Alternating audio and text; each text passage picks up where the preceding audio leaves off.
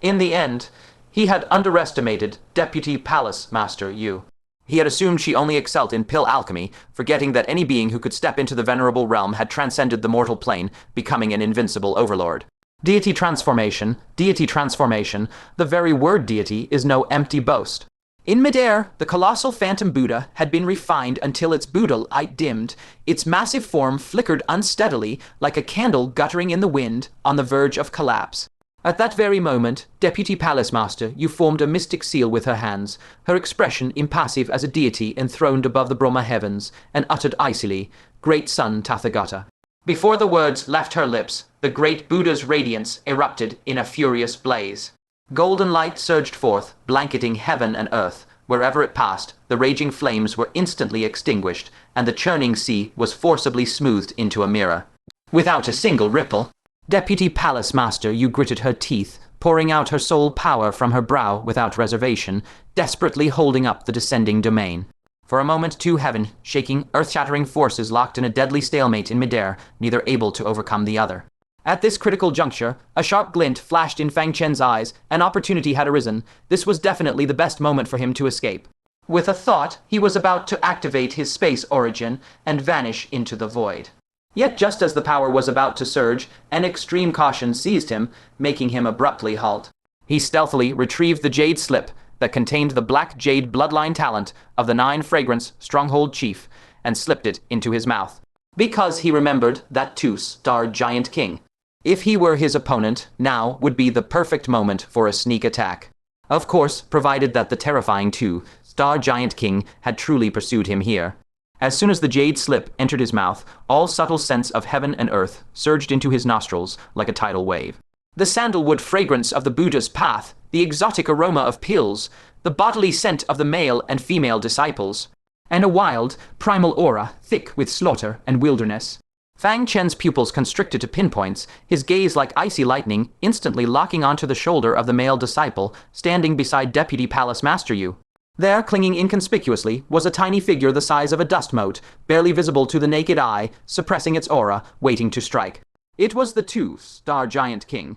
Indeed, he had quietly infiltrated and lurked on that male disciple's body while the two were locked in fierce battle.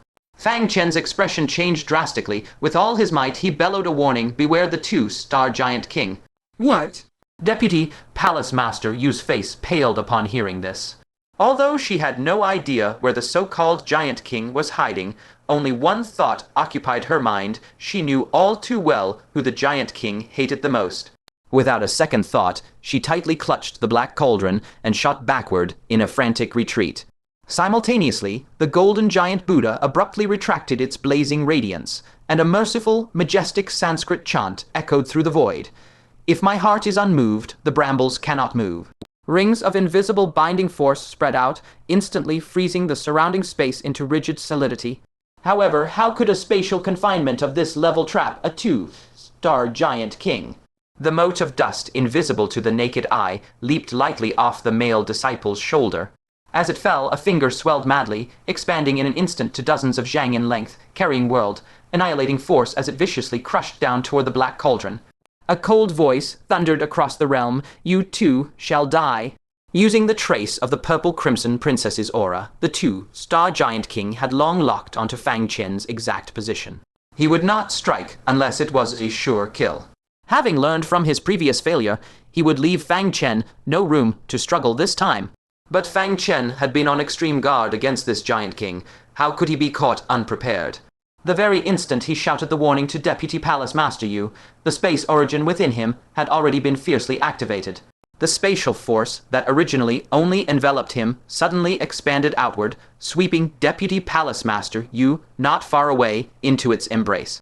Just as the terrifying giant finger was about to touch the black cauldron, Deputy Palace Master Yu, along with the cauldron in her arms, vanished from the spot and instantly teleported to the side of the golden Buddha. Though their lives were preserved, the monstrous wind pressure from the giant finger still grazed the edge of the black cauldron. This treasured cauldron, a top-grade magical artifact, let out a teeth-grinding crunch as its surface instantly spiderwebbed with countless cracks. The violent shock transmitted through the cauldron churned Fang Chen's blood and Kai into chaos, a sweet taste rising in his throat, his mouth filled with the metallic tang of blood. Deputy Palace Master Yu, similarly affected, was slammed harshly in the chest by the quaking cauldron, a pained expression immediately surfacing on her face. Still reeling from shock, she watched the Giant King rapidly expand from a speck of dust back to his normal size, her eyes tracing the 2 green stars on his forehead that symbol is his 2-star battle power, her gaze filled with utter horror. Crack. With a crisp crunch, the black cauldron in Deputy Palace Master Yu's arms finally gave way, shattering completely.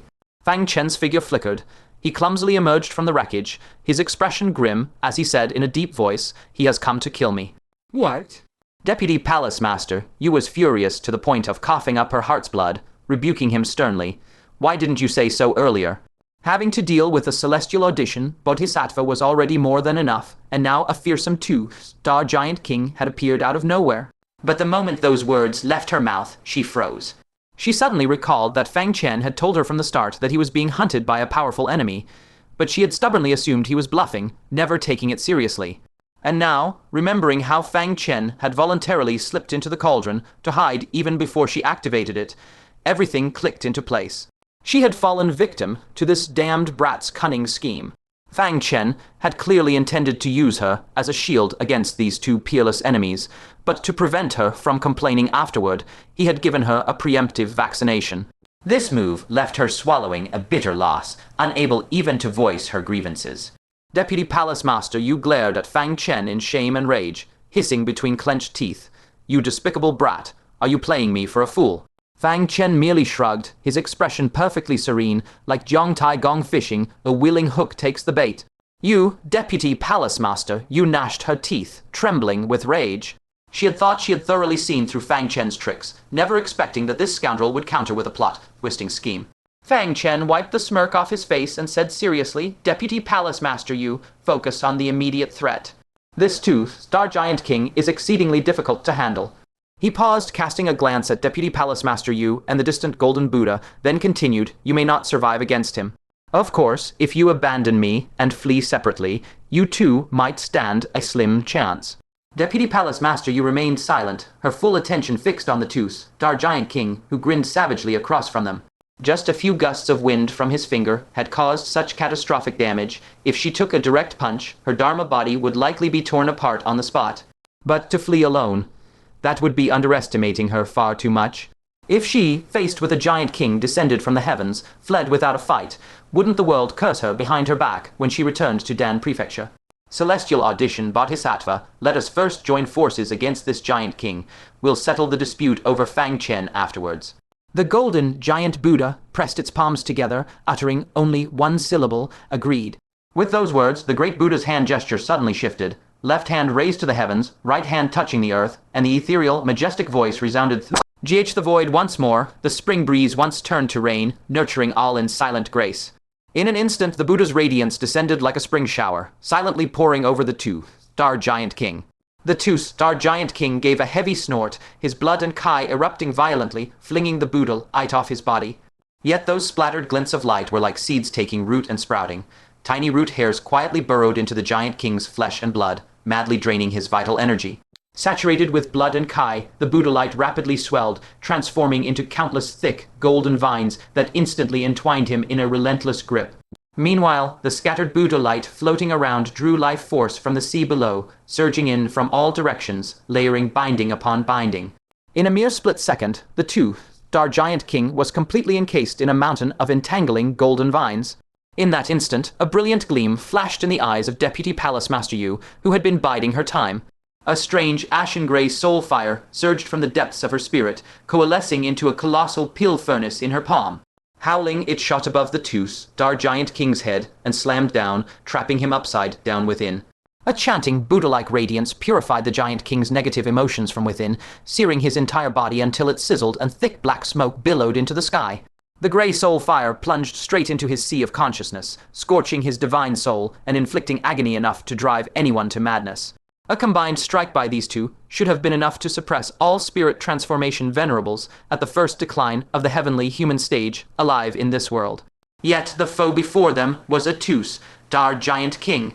The spirit transformation venerables of the Taking Great Prefecture are nothing more than this. From within the prison of Buddha, light and soul fire erupted the deep, savage roar of the 2-star Giant King. The next moment, a heaven, shaking, earth-shattering boom resounded. The giant king's body suddenly swelled to 20 zhang in height. The golden vines that had locked him tight, and the soul furnace that had trapped him, were caught off guard and instantly burst apart by the violently expanding bulk, scattering at fragments across the sky. The instant he broke free, 2 fists brimming with heaven, defying divine might locked onto Deputy Palace Master Yu and the colossal golden Buddha, blasting forth with merciless fury. Deputy Palace Master Yu's expression changed drastically. She bit down hard on an unknown pill in her mouth. Rampaging medicinal power flooded her entire body, condensing into a visible scarlet light on her skin. Facing the giant fist hurtling toward her, she dared not be careless. She thrust both fists out to meet it head-on. Boom! She flew backwards, a pitiful spurt of blood arcing from her mouth. Yet only her inner organs suffered violent shock. Shielded by that blood, red light, her Dharma body did not sustain a destructive blow. But the colossal golden Buddha took a punch and exploded on the spot, dissolving into a rain of light that splashed in all directions. As the Buddha light dispersed, a 12-petaled golden lotus remained suspended in midair. On that lotus throne, the complexions of the many Vajra guardians from White Horse Temple shifted slightly, each maintaining their spellcasting posture. Only the heaven, hearing Bodhisattva, seated at the center with a countenance that shifted into 1,000 different faces, still wore a faint, serene smile, as though that tremendous punch had nothing to do with him. Only now did it become clear that it had been the Vajra guardians attacking all along. The heaven, hearing Bodhisattva, watched in silence. The 2-star giant king narrowed his eyes, his gaze slowly settling upon that Bodhisattva. Deep within his eyes, for the first time, a trace of wariness flickered. I take back my words, you two do have some tricks. His voice was low, but the killing intent thickened as he continued. Still, such paltry methods won't stop me from taking Fang Chen's head. Before his words faded, he stomped down violently. The sea beneath his feet exploded, a bottomless vortex tearing apart the water and exposing the deep seabed. With that terrifying, explosive force, he shot forth like a cannonball, instantly appearing before Fang Chen. Both giant fists, swinging together, smashed down. Seen from afar, it looked like 2 small mountains hurtling at incredible speed straight toward Fang Chen. Fang Chen had already pushed the wind origin within him to its limit, faintly catching the giant king's trajectory. Without a moment's hesitation, he decisively activated the Grand Derivation Sword Array. 3 colored divine rainbows shot into the sky, transforming into 3 dazzling rivers of starlight, slashing together toward the giant king's swinging arms. But just as the sword light was about to land, a savage grin twisted the 2-star giant king's face. The smashing fists retracted with lightning speed, causing Fang Chen's full-powered strike to slice through empty air. You think you can use the same move against me again? I see, the 2-star giant king said, mockery filling his face as he slowly pulled back his gaze. He wanted to trick you into using up your strongest kill move, Fang Chen. This ploy would not only exhaust Fang Chen's nascent soul power, but leave him utterly unable to move. No one expected that the 3-colored divine rainbow would vanish into thin air the moment it struck toward the sky. In the next instant, the 2-star giant king's face twisted in agony. He jerked his neck violently. The 3-colored divine rainbow, which should have struck empty space, instead erupted inside his chest cavity, tearing upward through his organs with unstoppable force, shredding everything in its path as it rushed toward his skull. Alas, the giant king's reaction was too fast. The rainbow light missed its mark by a hair, blasting out from his shoulder blade and carrying with it a horrifying spray of blood. Watching this from afar, Fang Chen's face betrayed undisguised regret, and he sighed lowly, what a pity, just a little short again. How could he ever wield the same technique against this giant king in exactly the same way? That grandly swung 3-colored divine rainbow had merely been a dazzling decoy. The real killing strike was teleporting it directly into the giant king's body while he was off guard. The 2-star giant king howled in agony, the sound shaking the seabed itself. His face twisted with savage fury. He roared, "Despicable little man." Twice now, he had suffered crippling wounds, not from a spirit transformation venerable, nor from some mighty peerless power, but from Fang Chen, a mere nascent soul brat. Thankfully, that last attack truly did demand the Grand Derivation Sword Array, and all of Fang Chen's nascent soul power was utterly drained. Even lifting a foot had become as arduous as climbing to heaven. Enduring flesh, rending torment, the giant king opened his mouth wide, shooting out that ghastly scarlet tongue to grind Fang Chen to death on the spot. At this desperate moment, Fang Chen did not hesitate to ignite the wishing paper he had long prepared. Almost simultaneously, the heaven, hearing Bodhisattva, finally made his move. With a compassionate countenance and a faint, serene smile, the Bodhisattva gazed gently at the rampaging two-star giant king. When his lips parted, a dreamlike Buddha chant pierced straight into the spirit platform. Lay down your butcher's blade and become a Buddha on the spot. The ferocious giant king, buffeted by this sacred sound, suddenly stood stock still, his eyes blank. The striking tongue's speed sharply slowed. Deputy Palace Master, you seized the moment, snorting coldly. A pure soul flame curled through the air and directly severed the tongue into two pieces. She reached through space to pull Fang Chen to her side, flicked a spirit pill into his mouth, and growled under her breath. Don't waste that wishing paper. The instant the spirit pill rolled into his stomach, Fang Chen's nearly exhausted, nascent soul power immediately surged like a bursting dam. In the span of a blink, he had recovered to 50%. Fang Chen's heart jolted. This was actually a rare, precious pill capable of restoring nascent soul realm strength. He decisively extinguished the wishing paper, cupped his hands, and said earnestly, Many thanks to Deputy Palace Master Yu for bestowing this pill. Deputy Palace Master Yu glanced sideways at the three long swords on his back, barely suppressing the shock in her eyes. Ah, heaven! Grade sword technique, brat. You've really got something. This old one truly misjudged you. She had originally thought Fang Chen merely had some clever tricks, his true strength far from supreme. Who could believe he could unleash such a devastating strike, and with spatial magic to boot, even wounding a two-star giant king? Fang Chen's expression turned solemn, and he spoke quickly. Deputy Palace Master is too kind. Let's strike swiftly and lend the Bodhisattva a hand. Deputy Palace Master, you drew a deep breath, her face slightly hardening. In over 1,000 years, this was the first time the Middle Earth faced a giant king head-on. The horror displayed by this two-star giant king sent chills racing down her spine. If even a two-star was like this, what of 3-star, 4-star, or even 5-star giant kings? The momentarily entranced giant king was already teetering, about to snap awake. Hesitating no longer, Deputy Palace Master, you spat out a mouthful of transformation spirit blood. She fused it into that gray, hazy soul flame, instantly condensing a talisman seal, and launched it ferociously. At the same moment, the heaven, hearing Bodhisattva, tore off his crimson kasaya and flung it into the air. The kasaya billowed with the wind, expanding in an instant into a small celestial canopy that blotted out the sky, descending upon the 20-Yang giant king. Right then, the two-star giant king snapped back to his senses, his pupils shrinking with a look of alarm. Not daring to receive it head-on, his massive frame instantly collapsed, shrinking to a speck of dust in the blink of an eye. He narrowly dodged the strike of the blood-red talisman seal while deftly slipping through a gap in the kasaya. He was both shocked and furious. He had never expected chanting Pusa to be so relentless. He immediately ignored the other two and fixed his gaze from a distance on Fang Chen, 100 zhang away, a savage gleam flashing in his eyes. Little beast, do you think you can escape? Before the words had finished, his thick finger was already pointing at Fang Chen through the air. By now, Fang Chen had long retreated beyond 100 zhang, far exceeding the 10 zhang reach of that arm under normal circumstances. But the two-star giant king merely curved his lips into a cruel sneer. Do you harbor some misunderstanding about my origin power? A deep hum rang out, and in an instant the arm swelled to 10 zhang, but showed no sign of stopping, continuing to grow madly. In the blink of an eye, it crossed the 100 zhang distance and came crashing down upon Fang Chen with thunderous force. Fang Chen's heart jolted violently, and only then did he suddenly realize. So it turned out, what the giant king had always shown was only his shrunken domain. He had never once used his expanded domain, leading everyone to the mistaken belief that his body could only change within a range of 20 zhang. The two-star giant king pointed down with a savage grin. The finger, thicker than Fang Chen's entire body, descended with a terrifying power that crushed all before it, blotting out the sky and sun.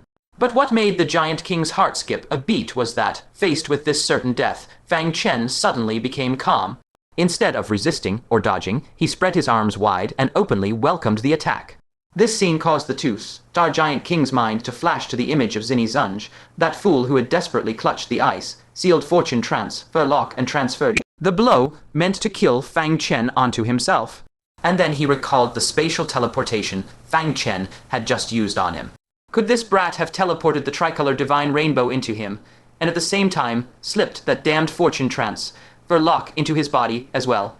Terrified out of his wits, he hastily withdrew his finger and plunged his hand into his own chest cavity, frantically rummaging around.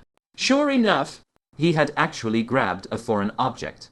Pulling it out, he saw that it was unmistakably the chunk of ice that sealed the fortune transfer lock. Every hair on his body stood on end, and cold sweat instantly oozed from his forehead. If that finger had truly struck home, wouldn't he have killed himself? He looked at Fang Chen, and the deep dread in his eyes could no longer be concealed. This youth posed too great a threat. If not eliminated within this month, he would surely become the future nightmare of the ancient giants.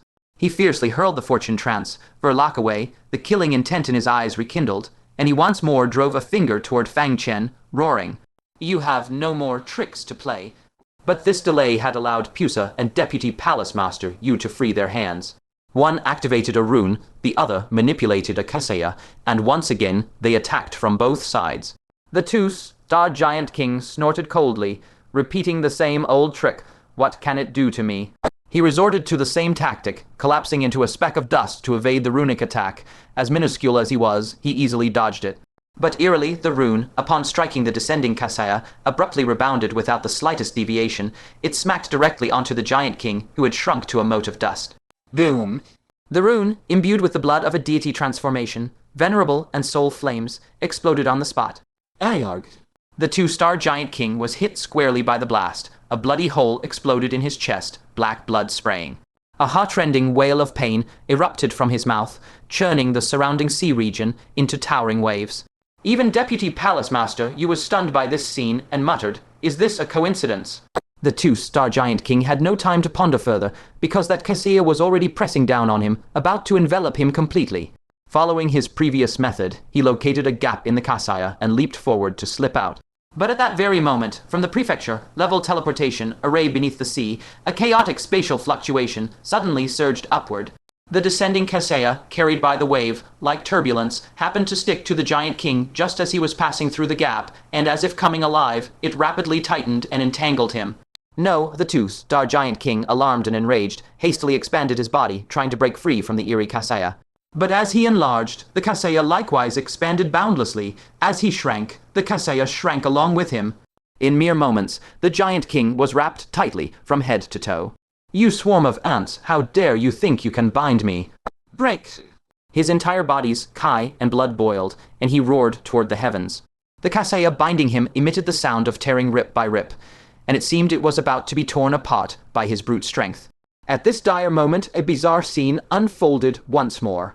Fang Chen forcefully urged the power of his nascent soul within, commanded the purple longsword, and staked it fiercely at the Giant King's head. This strike should have posed no threat to a two-star Giant King. Even a breath from him could blow the purple sword tumbling back. Even if he stood still, the sword might not pierce his flesh. But what made Deputy Palace Master Yu and all the monks of White Horse Temple freeze on the spot was... The two-star Giant King bellowed, "Scram!"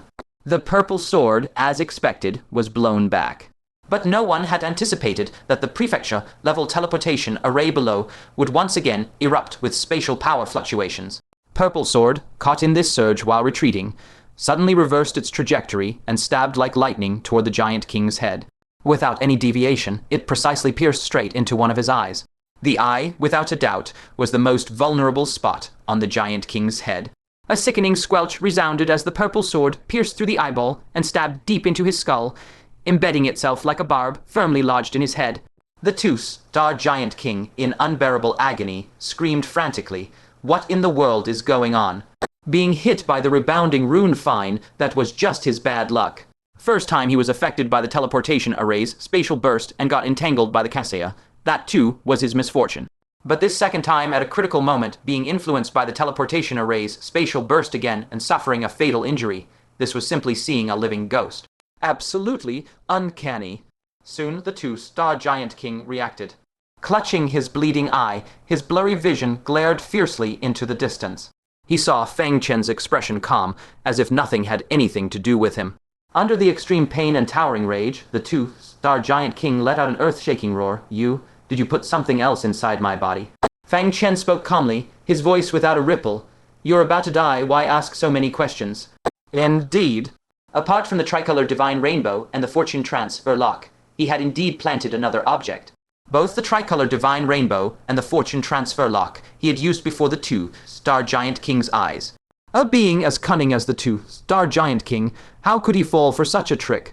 So he had secretly hidden a move no one could have anticipated. That was a fragment of something the two-star Giant King had never seen before, the misfortune bone fragment. This bone fragment was given to Fang Chen by Jai Qingshuan before she departed for the heavenly prefecture. According to her, it originated from the most perilous, forbidden ground in the Taking Great Prefecture. Once implanted into an enemy's body, it would cause them to be plagued by relentless misfortune. Even a deity transformation venerable would find it hard to escape its influence. Judging by the current results, its effect was simply heaven-defying, not one bit inferior to the fortune transfer lock. Even the rebounding rune managed to strike him. Such misfortune was even worse than when Fang Chen fell for the Luck Giant King's scheme and cannonballed straight into Green Pearl's bath scene. Thereafter, at two critical moments, he was disrupted by the teleportation array's spatial fluctuations, captured alive, and had his eye pierced. With such terrifying misfortune, no matter who it was, they would be brought to their knees. Seeing the two-star Giant King plagued by misfortune, Deputy Palace Master Yu and Pusa seized the opportunity and struck mercilessly at the same time. One must know, even a casual sword strike from Fang Chen could deal considerable damage to the two-star Giant King. All the more, now it was the full force combined attack of two deity transformation venerables. Boom! They struck as one. In an instant, the entangled body of the two-star Giant King was blasted apart on the spot. Black blood gushed like a waterfall, pouring out through the gaps in the Kaseya. Mixed with chunks of flesh, the black blood sprayed wildly from the Giant King's mouth. This attack directly claimed half his life. The two-star Giant King, filled with humiliation and fury, threw back his head and let out a heart-rending roar. Fang Chen, I will kill you. He couldn't accept that he would die in such a pathetic, wretched manner. But Deputy Palace Master Yu and Pusa decisively acted, giving him no chance to catch his breath. Strike while he's weakened, take his life. One's entire body exploded with a surge of soul flames. The other's palm radiated brilliant Buddhist light. Together, they unleashed their most powerful strikes. Just then, an intimidating aura of a deity transformation venerable suddenly surged from beneath their feet. Then it was as if a thunderstorm erupted on the seafloor. The entire vast sea turned into a pale, eerie blue-white. Countless sea creatures floated to the surface, their pale bellies upturned. Arcs of lightning lanced through the seawater, rampaging freely across the surface. It had turned the entire boundless ocean into a thunder pool spanning 10,000 zhangs. Amid the roiling thunder, a purple-robed middle-aged figure burst forth from the seafloor. Upon his back spread a pair of wings woven from living lightning, and behind his head a divine halo bore 3 blazing flame sigils, stark and conspicuous. This was a great honored master who had endured the 3 decays of heaven and man. With arms folded before him, he hovered in the air, gazing down upon the assembly on the sea below. His gaze, cold and detached, swept past Tianting Bodhisattva and Deputy Palace Master Yu, pausing only briefly upon the two-star Giant King. Yet he did not interfere. He turned to the Bodhisattva and Deputy Palace Master Yu, his voice deep and commanding. Who killed honored Master Xin Nai? Fang Chen's heart lurched at these words. This man brimmed with thunder, attribute divine arts, and his very first question demanded the murderer of honored Master Xin Nai. His identity was not difficult to guess. A spirit transformation, honored master from young Emperor Mountain. It seemed honored Master Xin Nai's dying fears had not been unfounded. The young emperor would never let this matter rest. He had sensed Xin Nai's fall and suspected that the cultivator who wielded the void, Flow Thunder Force, had met with calamity. Now he had dispatched a peak powerhouse whose strength alone could crush all the spirit transformation cultivators of Taking Prefecture. This was a being who had passed the 3 decays of heaven and man. A terror so overwhelming that even united, every spirit transformation cultivator and bodhisattva in Taking Prefecture would hardly be his match. Deputy Palace Master, you had also deduced his identity. Her face full of deep wariness, she shook her head. I hail from Peel Prefecture, I know nothing. Tianting Bodhisattva still wore a gentle smile, his gaze serene. He pressed his palms together, no comment. He knew, but was unwilling to say more. The thunderweighing man's brows furrowed. He stared frostily at the Bodhisattva. You wish to make an enemy of young Emperor Mountain. Tianting Bodhisattva smiled indifferently. Does the benefactor wish to make an enemy of all Taking Prefecture? The thunderweighing man's eyes narrowed. He instantly caught the meaning beneath the words. This was Taking Prefecture, not Heaven Prefecture. It was not yet the place for young Emperor Mountain's people to run rampant. The Thunderwing man's face turned icy. He snorted. You only rely on the Grand Libationer for backing. Without him, none of Takeng's spirit transformation honored masters would even be worthy to speak with me. With that, his thunder wings beat, and he was about to dissolve into a bolt of lightning. But before departing, he cast a glance at the subdued two-star Giant King, with a casual flick of his hand. A sheet of blazing thunderfire descended upon that cassia robe. In an instant, the cassia was seared through, a gaping hole torn open. The two-star Giant King, who had already resigned himself to death, suddenly glimpsed hope of escape. With a deafening roar, he strained with every ounce of his might to break free. The damaged cassia could no longer hold. With a harrowing screech of tearing fiber, it burst apart into shreds. His grievously wounded body was completely exposed before the onlookers. His arms were mangled, his torso shriveled, his internal organs and bones laid bare. Although the wounds were severe, he could still move. His combat prowess remained. Deputy Palace Master Yu's face changed drastically. She shouted furiously, "Have you lost your mind?" "You released the Giant King." The monks of White Horse Temple also glared in unison at the swiftly retreating Thunderwing man. They had expended immense cost to subdue the two-star Giant King. This man, a creature of the Central Plains, had actually aided the Giant Clan in breaking free. The Thunderwing man beat his wings, and a cold laugh drifted back from afar. "You brought this on yourselves." Then he transformed into an afterimage and vanished utterly between heaven and earth. Deputy Palace Master Yu and the monks seethed with anger, but had no time to pursue, for the fearsome two-star Giant King had already broken free. And worse, he now knew the source of his misfortune. The two-star Giant King lowered his head to examine his chest. Amidst his exposed innards, a black broken bone was starkly embedded. Infuriated beyond measure, the two-star Giant King tore it out and hurled it viciously into the sea. On his face erupted a tide of venomous rancor. "Fang Chen, I will see you die without a burial place." Deputy Palace Master Yu's expression shifted violently, and she cried out urgently, "Fang Chen, run." She flung out 9 multi-colored pill furnaces, which instantly arrayed themselves before the two-star Giant King. Within each furnace raged fierce flames, unleashing terrifying heat. But the two-star Giant King paid no heed and charged straight into them. The scorching heat of the furnaces seared his flesh black and curling. The stench of charred meat quickly filled the air. Yet he did not care in the slightest. Enduring the searing agony, he violently smashed all 9 furnaces aside. A single enormous vertical eye fixed upon Fang Chen, overflowing with boundless venom. He now had only one objective: kill Fang Chen. Even if it meant mutual destruction, he would not hesitate. Fang Chen's threat was simply too immense. Just as the two-star Giant King broke through the furnace barrier and was about to strike Fang Chen down, high in the sky, the Bodhisattva remained composed and intoned a Buddhist chant. Greed, anger, obsession, hatred, all shall pass. His aura soared abruptly, instantly reaching a terrifying magnitude. Then he raised his palm and pressed downward lightly toward the two-star Giant King. In that instant, a heaven, shrouding Buddha palm descended from the sky. It transformed into a 5-finger mountain, pressing down upon the two-star Giant King. Splash! The vast ocean split apart, exposing the seafloor. The 5-finger mountain crashed down, pinning him ruthlessly onto the seabed. This sight made Deputy Palace Master Yu's pupils contract sharply. She stared at the Bodhisattva, her eyes brimming with dread. That strike had already surpassed the power of the first decay stage. Fang Chen, too, was deeply shaken. Only now did he realize that the Bodhisattva had never truly fought seriously all along. The two-star Giant King, whom Deputy Palace Master Yu could not stop, had been subdued by him with effortless ease.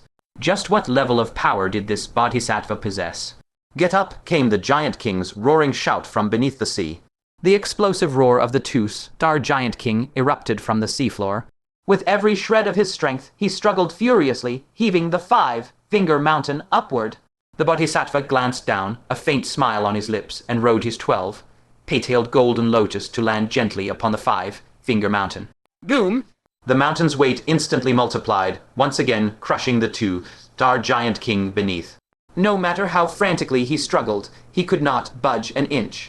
Fang Chen let out a slight sigh of relief, cupped his fists, and said, Many thanks, Bodhisattva, and many thanks, Deputy Palace Master Yu, for ridding the central plains of such a great scourge.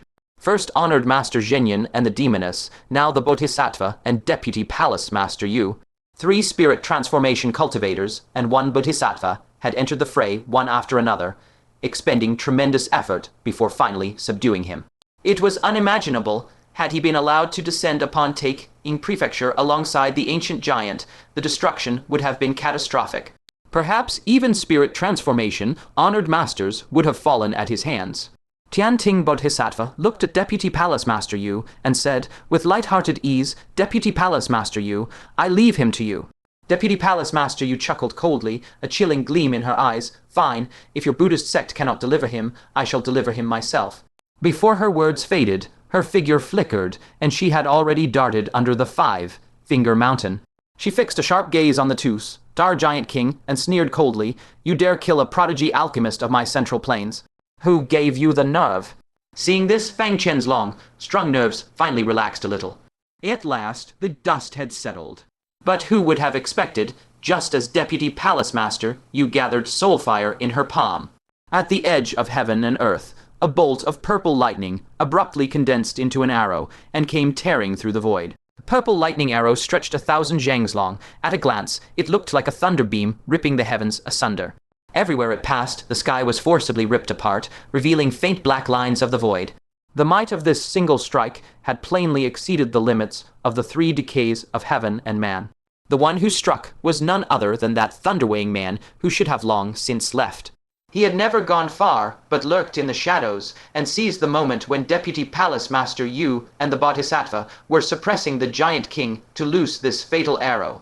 And the target of this arrow was none other than Fang Chen, Benefactor Fang. Deputy Palace Master Yu and Tianting Bodhisattva cried out almost simultaneously. They wanted to turn back and save him, but it was already beyond reach, and it was too late. Fortunately, although Fang Chen had relaxed, he had always kept a sliver of vigilance toward that thunderweighing man. This man was one of the young emperor's people. How could Fang Chen not keep his guard up? The instant he sensed the lightning arrow, he did not hesitate, instantly teleporting to dodge. Boom! The 1,000 zhang thunder arrow whooshed past his body, the terrifying thunder explosion rocking Fang Chen, numbing his entire body and causing blood to stream from both ears. The world around him fell into dead silence. His eardrums had been shattered by the blast. He had lost all hearing. The chi and blood within him churned like a tempestuous sea. His internal organs trembled violently. The lingering arcs of lightning in the air, whipped by the fierce wind, pierced his body like icy needles without restraint. Fang Chen was horrified to his core. He had evaded the attack completely, barely grazed by its aftermath, yet even its remnant force was terrifying enough. He scarcely dared imagine what would have happened if that arrow had struck him head on. Without hesitation, he grabbed a handful of revitalizing pills and swallowed them, swiftly mending his shattered eardrums. But before he could catch his breath, a sudden change erupted.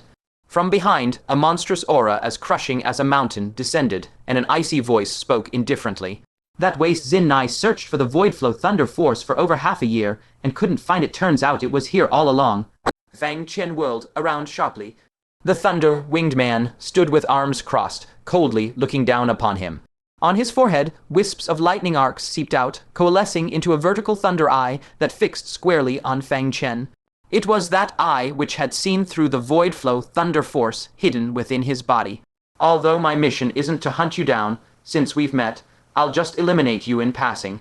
The thunder-winged man spoke lightly, raising a finger and giving it a gentle wave toward Fang Chen.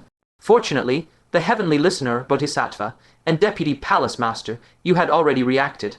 Neither of them cared any longer about the two-star Giant King. The Bodhisattva made a one-handed seal, instantly teleporting the entire 5-finger mountain in front of Fang Chen, and said gravely, Benefactor, it is better to resolve enmity hand to keep it alive. Deputy Palace Master, you shot up into the air, blocking Fang Chen directly, a cold and resolute voice declaring, If you want to kill him, you'll have to step over my corpse first. One of them was a Bodhisattva of the Grand Granary Prefecture, the other a 5-star Soul Master of Elixir Prefecture. Killing the former would inevitably alert the Grand Libationer.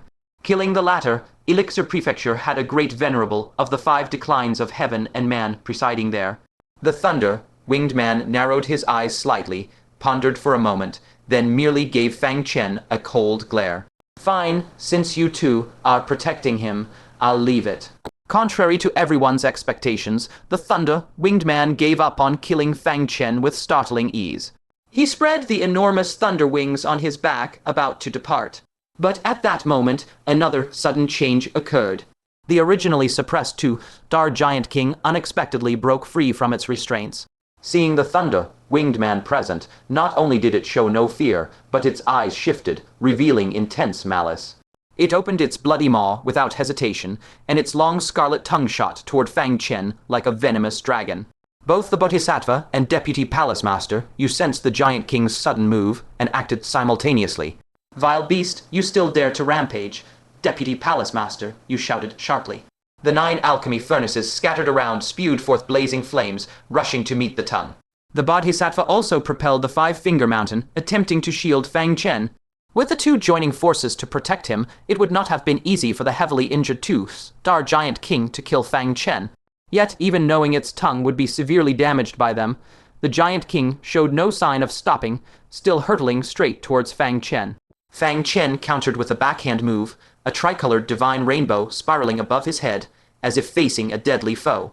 With the 3 of them working together, this strike from the 2-star Giant King could hardly harm them.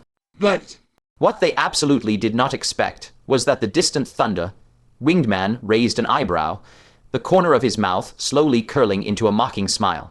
The divine ring behind his head flickered unpredictably, its light shifting. An invisible domain force swept out instantly, radiating across the entire area.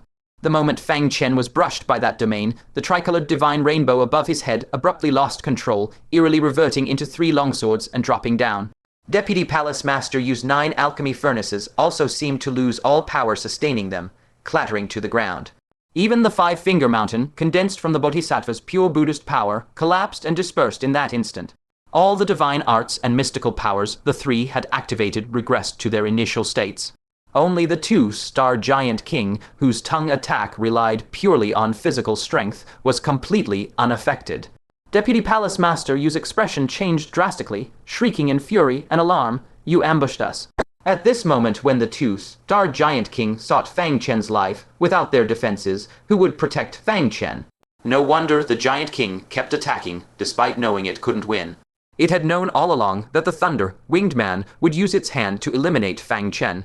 That was why the Thunder Winged Man attacked them from behind, instantly neutralizing all their divine powers. In almost a single instant. That long scarlet tongue entered like a realm of no one, wrapping around Fang Chen with perfect precision. Having had the fortune reversal lock save Fang Chen before, this time the 2-star Giant King was determined to chew Fang Chen alive and swallow him. It did not believe Fang Chen could survive this. Fang Chen's face changed dramatically. In that split second, he did not even think. He decisively activated the heavenly Thunder Hex. But the Thunder Winged Man sneered mockingly, "Heh, you know thunder, based divine arts." His domain shuddered once more. The lightning Fang Chen had just gathered around his body, instantly dissipated into nothingness. Before he could react, that long tongue had already tightly coiled around Fang Chen and dragged him before the 2-star Giant King. The bloody maw was already gaping, biting down fiercely at Fang Chen. At that moment, Fang Chen faced a savage maw. Behind him, there was no aid from the Bodhisattva or Deputy Palace Master Yu. Above him, the Thunder Winged Man's domain ruthlessly suppressed all his divine arts and precious techniques. Facing that tongue alone, he had absolutely no chance of victory. In this critical moment, a resolute light flashed in Fang Chen's eyes. Without the slightest hesitation, he madly circulated the Void Flow Thunder Force, Void Flow Wind Force, and Void Flow Fire Force, even drawing out a wisp of fire origin. All these were bodily powers that the Thunder Winged Man's domain could not interfere with. He gathered all these forces into his right fist and hurled it fiercely at the 2-star Giant King's mouth. "If you want to eat me, then we'll perish together." With a dull thud, all the power poured into the Giant King's lips. The thick flesh of the lip was blasted open, a bloody hole emitting puffs of black smoke and the stench of charred flesh. The 2-star Giant King grunted in pain, but the venomous hatred in its eyes deepened. "Ant, you dare hurt me before dying, I'll make your life worse than death." Its razor-sharp teeth bit down viciously. With a sickening splatter, blood sprayed. One of Fang Chen's arms was bitten clean off by the two-star Giant King. Even Fang Chen, with his steely will, couldn't hold back a howl of agony, his face twisting in intense pain. The two-star Giant King seized Fang Chen, retracting its tongue, and began chewing. Fang Chen's severed arm crunched inside that huge mouth, the sound of bones being ground to splinters. The sturdy arm bone in the Giant King's mouth snapped and shattered as easily as a crisp fried biscuit. Dark red blood seeped through the gaps of its ghastly white teeth, staining those thick lips a vivid, piercing crimson. Gulp! With a shudder of its throat, the two-star Giant King extended its tongue and licked its blood-stained lips, grinning ferociously. Your flesh and blood is truly delicious. Eating it is so satisfying. I've heard that a millennium ago, when we captured deity transformation Venerables from the lower realm, we didn't devour them in one bite. First we ate their hands, then their legs, then the torso, and finally the head. Do you know why? Its laughter grew even more sinister and terrifying, as if rising from the depths of hell. Because those devoured Venerables, in endless agony and terror, amidst screams and tears, watched helplessly as they were eaten piece by piece. You're only at the nascent soul stage, but I believe you deserve the treatment of a deity transformation Venerable. Now, I'll eat your other arm. Hearing this, Fang Chen still showed a face full of pain, but remained silent. Above, the heavenly listener Bodhisattva, riding a 12-petaled golden lotus, was about to descend from the air. Deputy Palace Master, you angrily shouted stop and moved to intervene. But the thunder-winged man only smiled faintly. He raised a palm, and with a thunderous boom, a brilliant curtain of lightning descended fiercely, sealing off the entire seabed. This curtain only needed to briefly block the two, and that would be enough time for the Giant King to swallow Fang Chen alive. Deputy Palace Master, you trembled with rage and cursed furiously. You bastard, you dare help an ancient giant devour a person of the Middle Lands. I'll go to your heavenly prefecture and file a complaint with your grand libationer. He had truly never seen such a despicable and shameless scoundrel. The middle-aged lady, with an unhurried expression, said calmly, You can eat carelessly, but you mustn't speak carelessly. I am merely sparring with you in martial arts. How could I ever do something as wicked as aiding a tyrant? He glanced sidelong at Fang Chen, a hint of mockery flickering in his eyes. He sneered inwardly, I truly don't understand why Venerable Xinnai couldn't find a mere nobody like this. The moment I arrive, can't I solve it easily? Deep beneath the sea. The two-star Giant King, a savage grin on his face, once more opened his blood-drenched maw and ferociously bit towards Fang Chen's other arm. His heart swelled with the ecstasy of revenge. This arch-criminal before him had nearly poisoned him to death last time, and now had caused him to be suppressed by the Bodhisattva. This man could also move the heaven, connecting Black Pillar, destroy the blood pool of the Black Sun Royal Court tribe, and even suborned Lu Zhu. Such a colossal threat would finally be ended today. However, just as he reveled in his triumph, a strange sensation suddenly rose from his abdomen. A swelling, agonizing pain surged violently, spreading like a raging tide in an instant. He looked down to see his belly bulging madly like an inflated ball, his skin splitting into bloody ravines, on the verge of bursting. The two-star Giant King's face contorted in horror and fury. My stomach, what have you done? Fang Chen glanced at his slowly regenerating severed arm, and at last a faint smile appeared on his persistently silent face. You dared to eat my hand so recklessly. The two-star Giant King was struck with terrified realization. Only now did he realize with horror that Fang Chen's seemingly suicidal punch had been a cunning ruse. The crucial part was not the punch's force, but something tightly clutched inside his fist. You tricked me again. The two-star Giant King, boiling with shock and rage, instantly clenched his 5 fingers to crush Fang Chen to death. But a world-shaking bang erupted as his swollen abdomen could no longer hold and exploded on the spot. Ayo, the two-star Giant King, arched his colossal body in agony.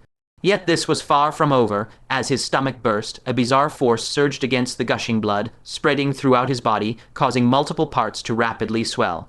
Seizing the opportunity, Fang Chen drew his purple sword and severed one of the Giant King's fingers with a single stroke, then leaped away, escaping the grasp of that gigantic hand. The two-star Giant King threw his head back and roared furiously, Get back here. He reached out to grab, but that arm had barely extended before it swelled violently, and with a crisp pop, the entire limb exploded into a mist of blood. Ah, another agonized scream tore from the tooth. Star Giant King, what have you done to me? And during the excruciating pain, he looked at the ruined arm. Finally, among the mangled flesh, he spotted a single black granule radiating an astonishingly intense vitality. His pupils shrank sharply, and he cried out in horror, Zurang, it's the Zurang of our heavenly realm. You stuffed a handful of Zurang in your fist. Fang Chen had already retreated to a distance and said coldly, did my flesh taste good? Long before, when a single grain of Zurang had killed all the female Yuan spirit fish in Venerable Zhenyan's pond, an idea had flashed through Fang Chen's mind. If an enemy accidentally swallowed Zurang, wouldn't it cause them to expand without limit and burst to death? This time, facing the two, Star Giant King, he had firmly grasped a large handful of Zurang, hiding it in his fist. Only such a massive dose could trigger an explosive reaction, killing in one blow.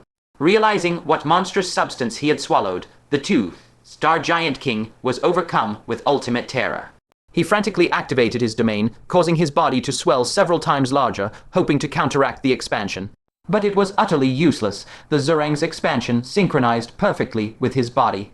As he grew several times larger, the surging expansive force grew proportionally. Bang, bang, bang. His body began to explode in rapid succession. Legs, back, shoulders, chest.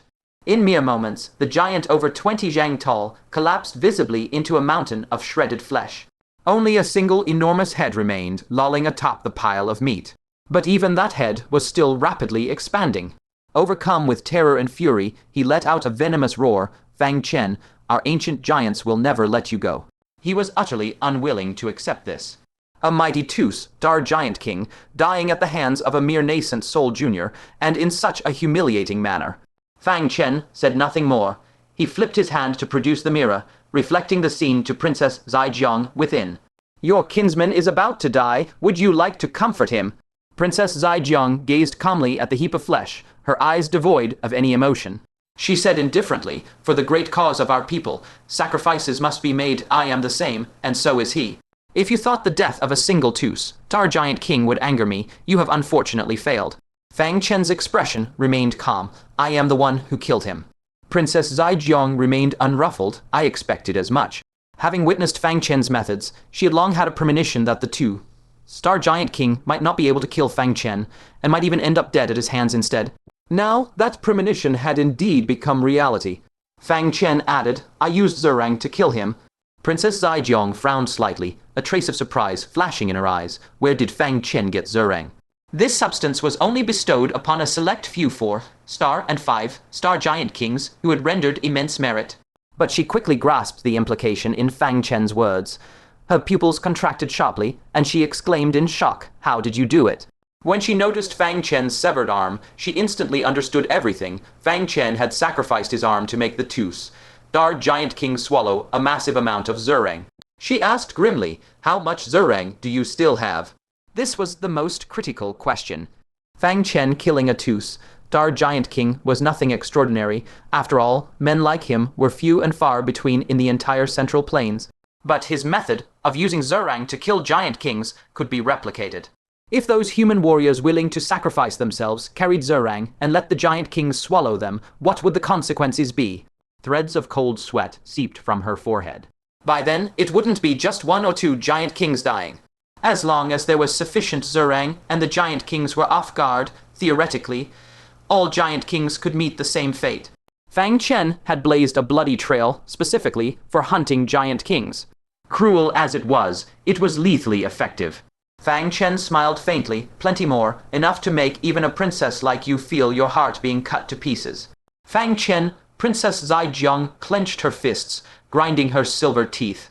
That day I should have fought with all my might and let great Venerable Wugu and the 5 Star Giant King keep you here forever. She truly regretted it now. Back then, she had only thought Fang Chen was cunning. She never imagined his threat would be so terrifying. To protect herself, she had allowed great Venerable Wugu and the 5 Star Giant King to let the tiger return to the mountain. Now she suddenly realized that Fang Chen was far more dreadful than she had ever imagined. This Zurang King killing tactic would surely force the ancient giants to pay an unbearable price. His threat level rivaled that of a great Venerable undergoing the 5 declines of celestial beings. But Fang Chen offered a mysterious smile. No hurry. What will make you regret even more is yet to come." A cold gleam flashed in his eyes. He had already prepared an ending for Princess Zaijiang that would make her wish for death. Princess Zaijiang stared at Fang Chen, feeling the chill in his gaze, and couldn't help but shiver involuntarily. Ever since witnessing firsthand the brutality of the ancient giants during the Great Hunt, Fang Chen's attitude toward them had completely changed. Before, he had merely fought in accordance with the general trend. Now, it was with bone, deep hatred. She gritted her teeth and said coldly, "Don't you be too hasty either. When the day of the ancient giant's descent comes, you will be the priority target for elimination." Fang Chen chuckled lightly. "I eagerly await it." With a flip of his hand, he put away the mirror and gazed at the mountain, like giant remains.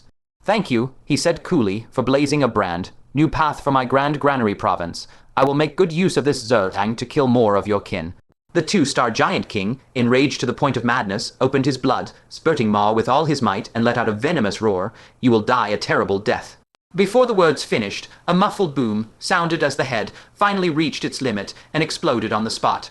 Fang Chen flicked his sleeve lightly, sweeping aside the splattering bone fragments and bloody pulp, his expression as composed as ever. "Too many people want me to die a terrible death." A surge of heroic pride welled up in Fang Chen's heart, and he murmured to himself, "They all died. I remain alive." He cast a cold glance over the shredded flesh around him, then with a single hand beckoned gently. The two green essence stars that had scattered around instantly flew back into his palm. Immediately after, grains of Zerang flew back like weary birds returning to their nest. The breath soil's hue had faded from ink, black to a pale brown, its efficacy clearly waning. Unwilling to waste it, Fang Chen stowed them separately within another spatial storage artifact. Though these damaged breath soils held little power over the Giant King, if poured into an ordinary ancient giant, they would still perform wonders, remaining a lethal weapon to exterminate them. Only after finishing all this did Fang Chen slowly lift his head, his gaze sweeping forth like a blade's edge, stabbing straight at the thunder-winged man. Murderous aura boiled in his eyes. This man had schemed against him from the shadows again and again. Had he not, at the very last moment, struck upon a sudden idea and slain the Tooths, our Giant King with the breath soil, he would already be a dead man bound for the Yellow Springs. Suddenly, a sharp whoosh rang out. The wishing paper in Fang Chen's hand burst into flames of its own accord. And not just one sheet, two turned to ashes at the same instant. The thunder-winged man was still reeling in shock and suspicion over the abrupt death of the Tooths, our Giant King, when he caught sight of two burning wishing papers drifting from Fang Chen's sleeve, his expression instantly warped. He coldly demanded, "What are you doing?" The killing intent in Fang Chen's eyes turned to ice as he enunciated every word. "Naturally, I want you dead." With a massive expenditure of space-time dust, Fang Chen's wish transformed into reality in an instant. The domains unleashed by everyone present, including the Bodhisattva and Vice Palace Master Yu, shattered in a flash, and the invisible shackles that suppressed divine arts and Azure techniques were pulverized as well. The thunder-winged man was alarmed beyond measure, blurting out, "Your wishing paper can actually reach the three declines of heaven, man realm." Fear and homicidal intent twisted in his eyes. Daring not to grant Fang Chen a second chance to make a wish, his form flickered, teleporting to attack. But Fang Chen's second wish was already in motion. "Let those who strike me become immovable as a mountain." The teleporting thunder-winged man shuddered from head to toe and was violently frozen in midair. His eyes darted about madly, brimming with panic, but his body felt as though it were crushed beneath a great mountain, unable to move a finger. Seizing the moment, Fang Chen spread his palm. A glob of spatial force, wrapping a large handful of breath soil, vanished into thin air. The thunder-winged man's pupils shrank to pinpricks. In a flash, he understood Fang Chen's intent. He madly urged the divine power of transformation within him, desperate to break free, and even bellowed a sky-shattering roar, "Stop!" But it was far too late. The spatial force, carrying the breath soil, pierced straight through his chest and burrowed inside. Utter horror drained the color from the thunder-winged man's face. He had personally witnessed how the Tooth, our Giant King, died a gruesome death beneath that very handful of breath soil. Without a second thought, enduring excruciating pain, he drove a hand brutally into his own chest, clawing and scrabbling wildly, trying to scoop the breath soil out. Yet the breath soil was both plentiful and scattered everywhere by the spatial force. How could he possibly extract it all? The remaining breath soil took effect in an instant. His chest ballooned like a swelling balloon, and then his neck, shoulders, arms, hands. In a breath, his entire body bloated into a hideous sack of skin. Shock and fury tore a piercing shriek from the thunder. Winged man, brat, take the breath soil out, hurry. Not only did Fang Chen have no way to do so, but even if he could, he would never lift a finger to help. He flashed backward, retreating behind Vice Palace Master Yu and the Bodhisattva, and drew out another wishing paper and a pinch of breath soil as a precaution. Vice Palace Master Yu glanced at the breath soil in Fang Chen's palm, and her aged frame trembled involuntarily. She promptly sidled several steps away, afraid that Fang Chen might misfire and splash that fiendish stuff onto her own body. The heavenly listening Bodhisattva, too, couldn't resist stealing another glance at the breath soil, then without moving a muscle, subtly guided her golden lotus to float farther away. In their eyes, Fang Chen's wishing paper, paired with this breath soil, was more terrifying by far than facing a venerable. Against a venerable, they could at least parry a move or two, but against such a rule, breaking trump card, they were utterly defenseless. The thunder-winged man howled a ghastly roar. "You little mongrel, I'll slice you into 10,000 pieces." By now he had swollen to a height of over a dozen feet. His skin everywhere resembled a parched riverbed, splitting into countless horrific bleeding gashes. Blood sprayed from them. His entire face was smeared with gore, both eyeballs squeezed out of their sockets and hanging pathetically from his face. Blood surged unceasingly from his ears, nose, and mouth. His body stood at the very brink of collapse, about to detonate and perish. Yet who could have imagined that mere moments ago he was a mighty cultivator of the three declines of heaven, man, nonchalantly crushing the Bodhisattva and Vice Palace Master Yu, and dominating the entire situation. Even so, his ferocity did not ebb. Eyes glaring venomously at Fang Chen, his body trailing a sonic boom, he flashed forward to attack, determined to drag Fang Chen down to the grave with him. Vice Palace Master Yu had been on guard. She teleported in front of Fang Chen and barked sharply, "Stop." The heavenly listening Bodhisattva arrived with her retinue and blocked the path as well. For selfish reasons, they both wished to subdue Fang Chen for their own use. For public reasons, Fang Chen's stratagem of using breath soil to slay the giant king had rendered enormous U's merit to the Middle-earth realm. How could they stand idly by? But the thunder-winged man's eyes had long turned crimson with bloodlust, intent only on cutting Fang Chen down. He bellowed, "Out of my way," and bore down on them with overwhelming force. Left with no choice, Vice Palace Master Yu and the Bodhisattva joined hands to resist, hoping to stall him long enough for the breath soil to finish him off completely. But the thunder-winged man was, after all, at the realm of the three declines of heaven, man. Before, he had held back out of dread for the grand libationer. Now, staking his life, he instantly revealed a power that could crush all opposition. Thunder arcs coalesced into swirling vortices across his body. With a slight shudder, those vortices detonated in unison, erupting into apocalyptic lightning. The 9-pill furnaces before Vice Palace Master Yu were blasted to fine dust in an instant. She herself was seared as black as charcoal, hacking up mouthfuls of dark blood mixed with shreds of flesh. Thunder arcs skittered all over her frame, her life force plummeting in a single exchange. She had lost half her life. The Bodhisattva fared slightly better, but only managed to endure a few breaths longer. Amidst the rolling detonations, she was hurled from her golden lotus, golden Buddhist blood seeping from the corner of her lips. The Buddha light around her dimmed, and the lingering Sanskrit chants grew so faint they were barely audible. Having torn through the two's defensive line, the thunder-winged man swept all before him and surged straight for Fang Chen. Under the crushing pressure of the three declines of heaven, man, how could a mere junior at nascent soul stage possibly stand against it? Fang Chen clenched his jaw and snarled, "A centipede wriggles even when dead. At the brink of death, you still commit evil." Without a second thought, he pushed the heart of heavenly abyss to its limits, erupting with every shred of the thunder power left behind by the heart, karma venerable, and the full might of the void flow thunder force. Before him, multiple Teiji symbols suddenly bloomed into existence. Originally barely a dozen feet wide, they instantly swelled to over 100 feet under the augmentation of the heart of heavenly abyss. Once the void flow thunder force was unleashed, a trail of blood, red seeped into the black, and white diagrams, and their tenacity skyrocketed to an unprecedented level. An enormously huge spherical Teiji diagram took shape, guarding Fang Chen securely at its very center. With a heaven-shaking boom, the thunder-winged man crashed into it, enveloped by terrifying thunder arc vortices. One of the Teiji diagrams shattered instantly, transforming into streamers of rebounding arc light that lashed viciously onto Fang Chen.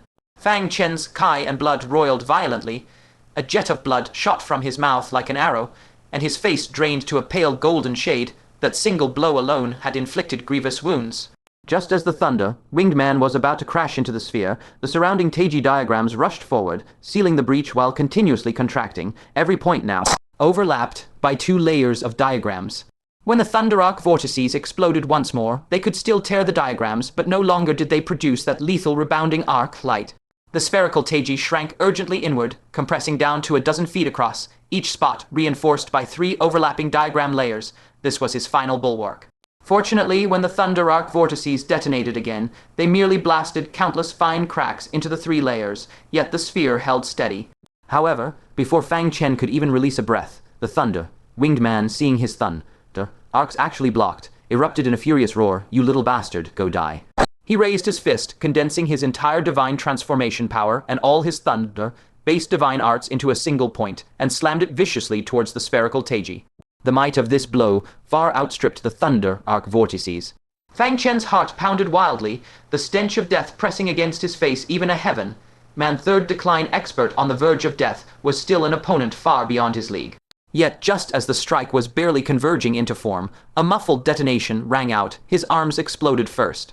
A body so grotesquely swollen to its very limit, how could it withstand such violently concentrated power?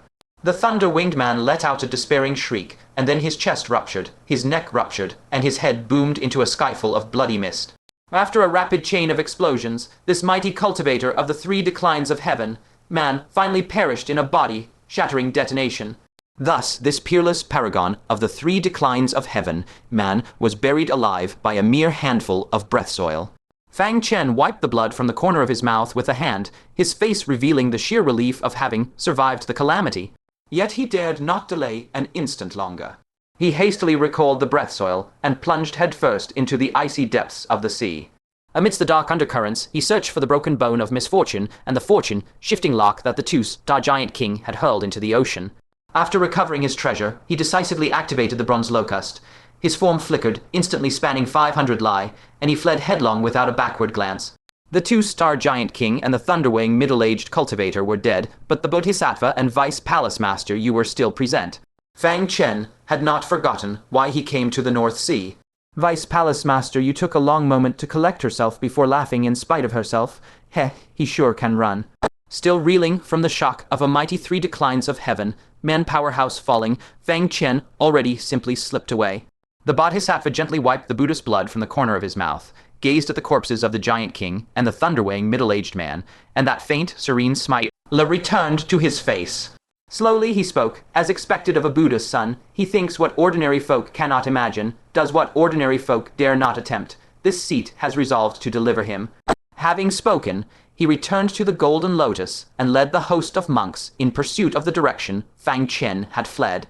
Terrified and still shaken, Vice Palace Master used 2 disciples rushed over. Master, should we keep chasing? Vice Palace Master, you shot them a disapproving glare. Chase, chase with our lives. Your master has no desire to be fed a mouthful of breathing earth. Gazing toward where Fang Chen had vanished, she sighed as if in a waking dream. 7th lay a nascent soul, killing a 2-star giant king and a great cultivator at the 3 declines of heaven, man, in quick succession. Even though I saw it with my own eyes, it still feels unreal. How could I be qualified to teach such a monstrous genius? Better to treat him as a peer and befriend him. Let's go, return to the Heavenly Secrets Pavilion, and leave him some gifts.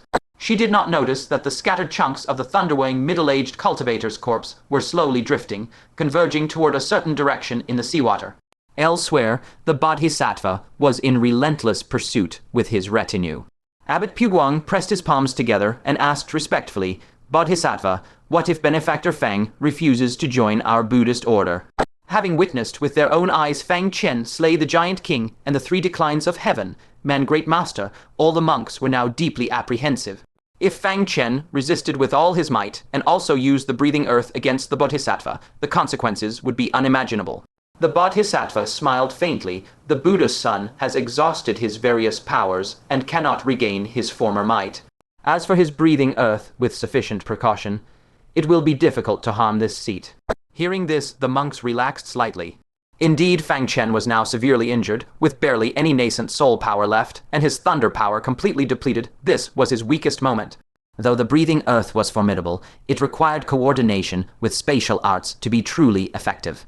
With the Bodhisattva on guard, it would be very difficult for Fang Chen to force that earth into the Bodhisattva's body again. At that moment, the Bodhisattva spoke again, slowly. This seat once made 3 great vows to the Middle Earth, and at once attained the Bodhisattva fruition on the spot.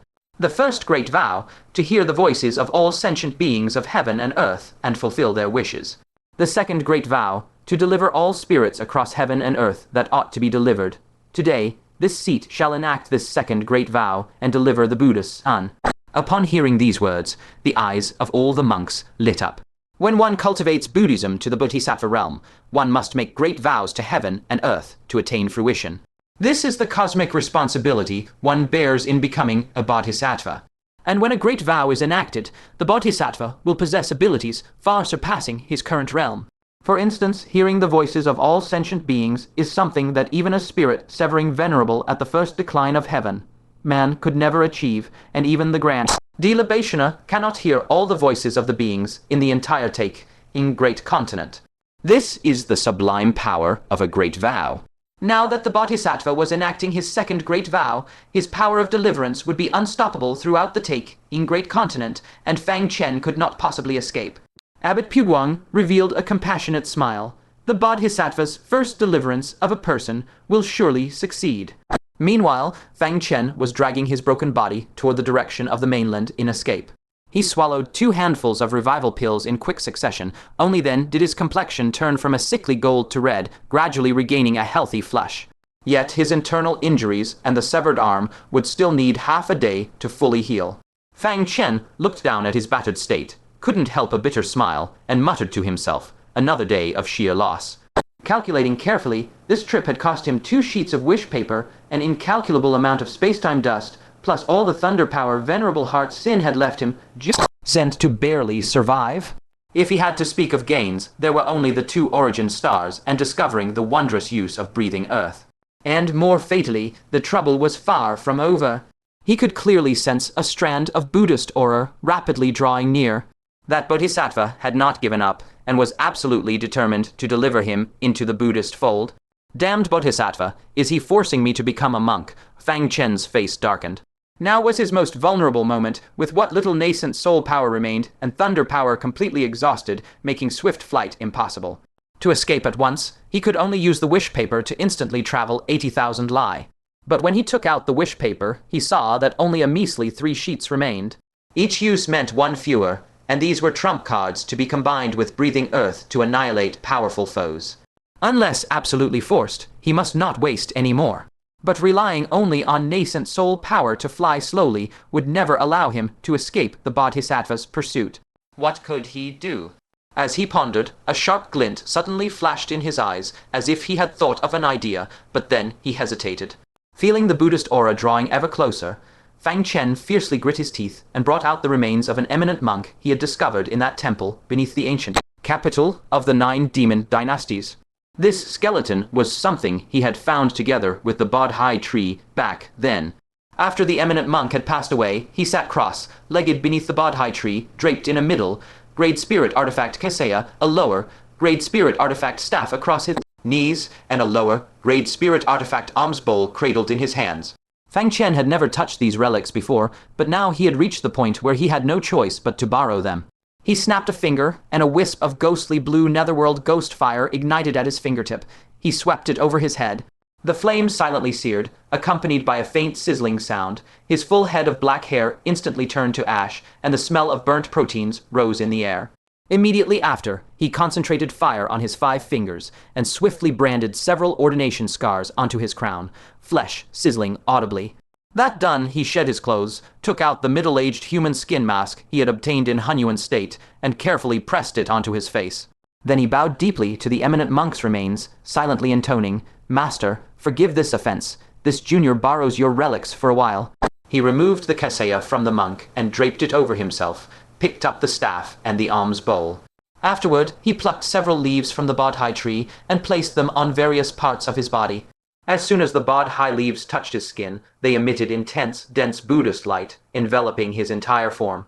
Even with the innate bloodline, Jade Chip, of the Jiaxiang village chief in his mouth, He could not tell this Buddhist light apart from genuine Buddhist light. He respectfully stored away the monk's remains, held the alms bowl in one hand, and unhurriedly trod upon the waves, walking slowly toward the mainland. Not long after, the sky behind him suddenly blazed with boundless Buddhist light. A colossal golden Buddha manifestation, seemingly moving slowly yet actually crossing 1,000 li in an instant, hung above Fang Chen's head like the folding of space itself. The golden Buddha manifestation looked down at Fang Chen. The sudden appearance of this unfamiliar monk genuinely baffled the monks of White Horse Temple. Abbot Puguang said with astonishment, "Such abundant Buddhist light, deeper even than this humble monk's." The demons of Doing Protector also exclaimed in surprise, since when did our take, in great continent, have such an accomplished eminent monk? Judging by his aura, he is already a third, grade Vajra, nearly the abbot's equal. The other monks also murmured, "Apart from our White Horse Temple, there are no other Buddhist powers in the taking great continent." This high monk with Vajra fruition, where did he come from? Could he be from some hidden esoteric Buddhist sect? The Bodhisattva swept his gaze around. He had clearly followed Fang Chen's aura here, so why was a monk standing before him? His all-penetrating gaze fell upon Fang Chen, attempting to probe through the golden radiance, but was blocked by the resplendent Buddhist light, allowing him only to see Fang Chen's face clearly. The kaseya, staff, and alms bowl were all superior spirit artifacts, and the middle-aged face was indeed real, not some fakery. After a brief contemplative pause, the heavenly ear Bodhisattva spoke, his voice magnetic and unhurried. "Where do you come from, and where are you going?" Fang Chen's heart tightened, but he remained utterly composed outwardly. Mimicking a Buddhist practitioner's cadence, he replied with an ambiguous intonation, "I come from the place of coming, and go to the place of going." The Bodhisattva smiled with relief and praised, "A wonderful phrase, come from the place of coming, go to the place of going. All living beings hurry, and it is no different. Your wisdom roots run deep, and you have grasped the true essence of the Dharma. I wonder in which temple you meditate, and before which Buddha you attained enlightenment." Fang Chen knew this was the Bodhisattva probing him, so he replied neither humbly nor arrogantly. "This humble monk meditates on the Zen of nature, enlightens upon the way of all beings. I enter no temple, nor worship any Buddha." A thoughtful look appeared in the Bodhisattva's eyes as he asked again, "May I know how to address you?" Fang Chen thought briefly and answered, "This humble monk is called Lingli." The Bodhisattva nodded faintly, his tone carrying a thread of elusive reminiscence. This Dharma name seems familiar. As the heavenly ear Bodhisattva, the voices of all heaven stream into his ears. Naturally, he had heard the name of Fang Chen's younger brother.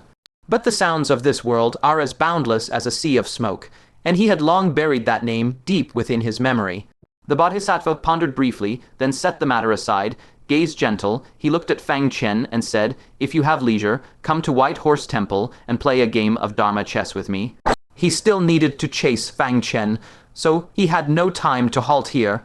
Fang Chen shaped a one-handed Buddhist gesture, lowering his eyes respectfully. "So be it." The Bodhisattva nodded in satisfaction.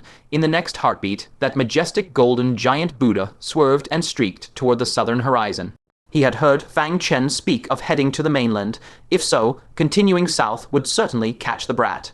Fang Chen stood motionless, watching the golden Buddhist radiance vanish entirely from the sky's edge, then finally exhaled deeply, silently rejoicing, finally fooled him. Yet the gravity in his eyes did not lessen even by half. Still, this is far from the time to lower my guard. The Bodhisattva's divine arts are vast. He must still possess other methods to lock onto my position. I have to return to the mainland as swiftly as possible. So long as the mainland's ancient ironclad rule of divine transformation, forbidden, was true, only by returning there could he sleep truly worry-free. Half a day later, Fang Chen had made a wide detour far from the Bodhisattva's route, zigzagging stealthily toward the mainland.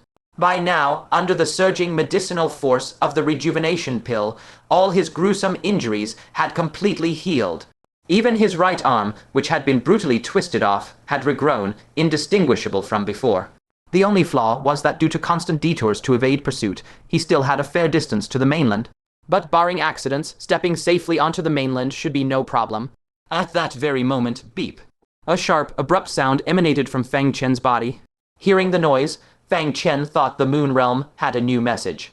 After rummaging carefully, he pulled from the deepest corner of his spatial storage a faint yellow token that exuded an ancient, time-worn aura.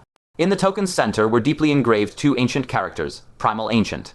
Fang Chen was briefly startled. Had this token not sounded an alarm on its own, he would almost have forgotten it entirely. This was precisely the reward he had won after ascending the skyward ancient road and claiming first place. Back then, a mirage demon at the divine transformation realm had coveted this token and tried to snatch it from him, only to be cleverly deceived by a handful of memory silver sand. Later, as he broke through, that blood marquis of chaotic antiquity had even sought to kill him across realms because of this primal ancient token. After that, he had carelessly tossed the token deep into his storage space and never paid it any mind. He never expected that the primal ancient token, dormant until now, would show such an anomaly without any warning. Fang Chen focused his eyes and saw a very faint, flickering pale yellow glow shimmering on the token's surface, as if heralding something. Brow creased slightly, he muttered to himself, "What does this mean? Could it be? The primal ancient hunt is about to begin." Thoughts adrift, Fang Chen recalled what the red-faced elder had said deep in the fire worship sect's underground palace. In the past, the Middle Land had once possessed a chance to overturn fate with the primal ancient token, only to miss it. Now, thinking back, the truly destiny-changing opportunity the old man spoke of must be this primal ancient hunt, wasn't it? But what exactly was this primal ancient hunt? Why could it alter the Middle Land's fate, and what fate was it supposed to alter? Fang Chen rubbed his brow in mild vexation and cursed under his breath. These old fogies, can they not just speak clearly in one breath, forcing people to painstakingly guess? He shifted his gaze and immediately retrieved the moon realm. He could easily ask Hongxiu about this, as well as that seemingly unfathomable Bloom and Prosper.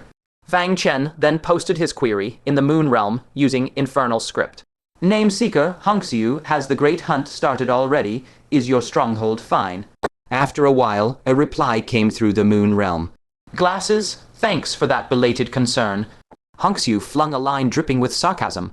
The great hunt had been underway a full day, and only now did Fang Chen remember her, leaving her thoroughly annoyed. Fang Chen caught the thick sarcasm and replied bluntly, Name seeker, I'm being hunted to the point of howling myself. How would I have time for you? Glasses, who is hunting you?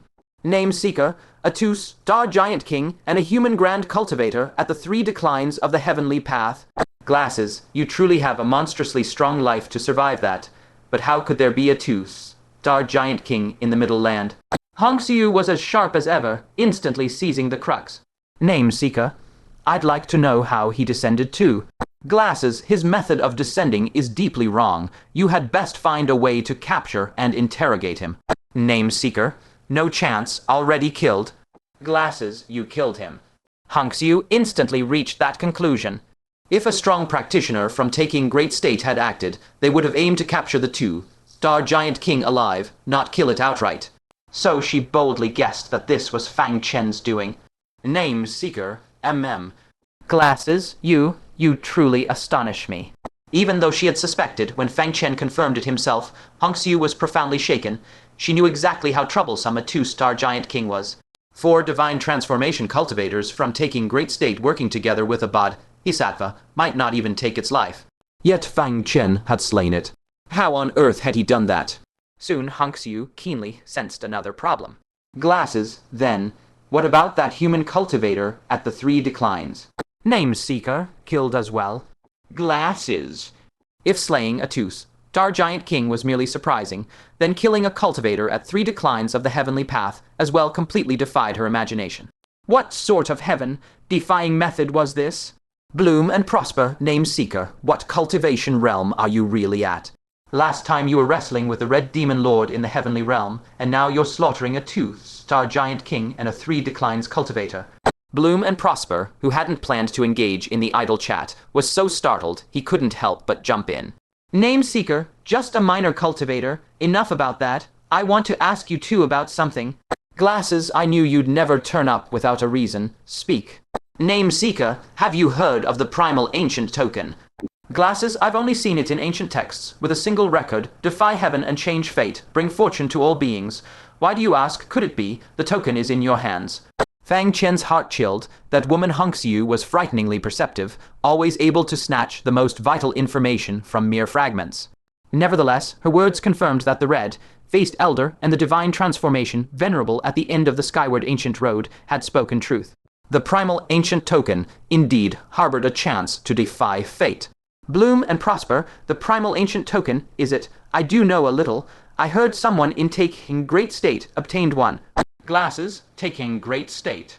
Clearly, Hunxiu was now utterly convinced that the primal ancient token lay in Fang Chen's hands, and her curiosity about its secrets deepened. Bloom and prosper. According to ancient records, the holder of the primal ancient token may participate in an event called the Primal Ancient Hunt. Inside lies a grand opportunity, capable of altering the fate of an entire realm, said to be determined by one's rank in the hunt. Bloom and prosper. 3,000 years ago, someone in taking great state once obtained a primal ancient token. It is said that because he took part in that primal ancient hunt, the Middle Land was spared from an ancient giant's descent. What? Fang Chen's heart suddenly pounded fiercely. He remembered a past conversation with Jai Qingshuan. She had told him that she had combed through history books and discovered an unbreakable pattern to the ancient giant descents once every 1,000 years. The sole exceptions were 3,000 years ago and 1,000 years ago, each missing one. At the time, neither of them could fathom why the ancient giants, bound by such ironclad law, were absent on those two particular occasions. Only now did Fang Chen finally realize it was the power of the primal ancient token that had spared the Middle Land from those otherwise inevitable millennial calamities. Yan Jing, if I understand this correctly, this primeval hunt can actually manipulate the movements of the ancient giants. Hua, Kai-Fu Gui, that's right. Yan Jing, the ancient giants only obey those giant emperors who rival realm lords. Why would they be swayed by a hunt? Could it be that this primeval hunt was established by them from the start? Hua Kai-Fu Gui, that I don't know.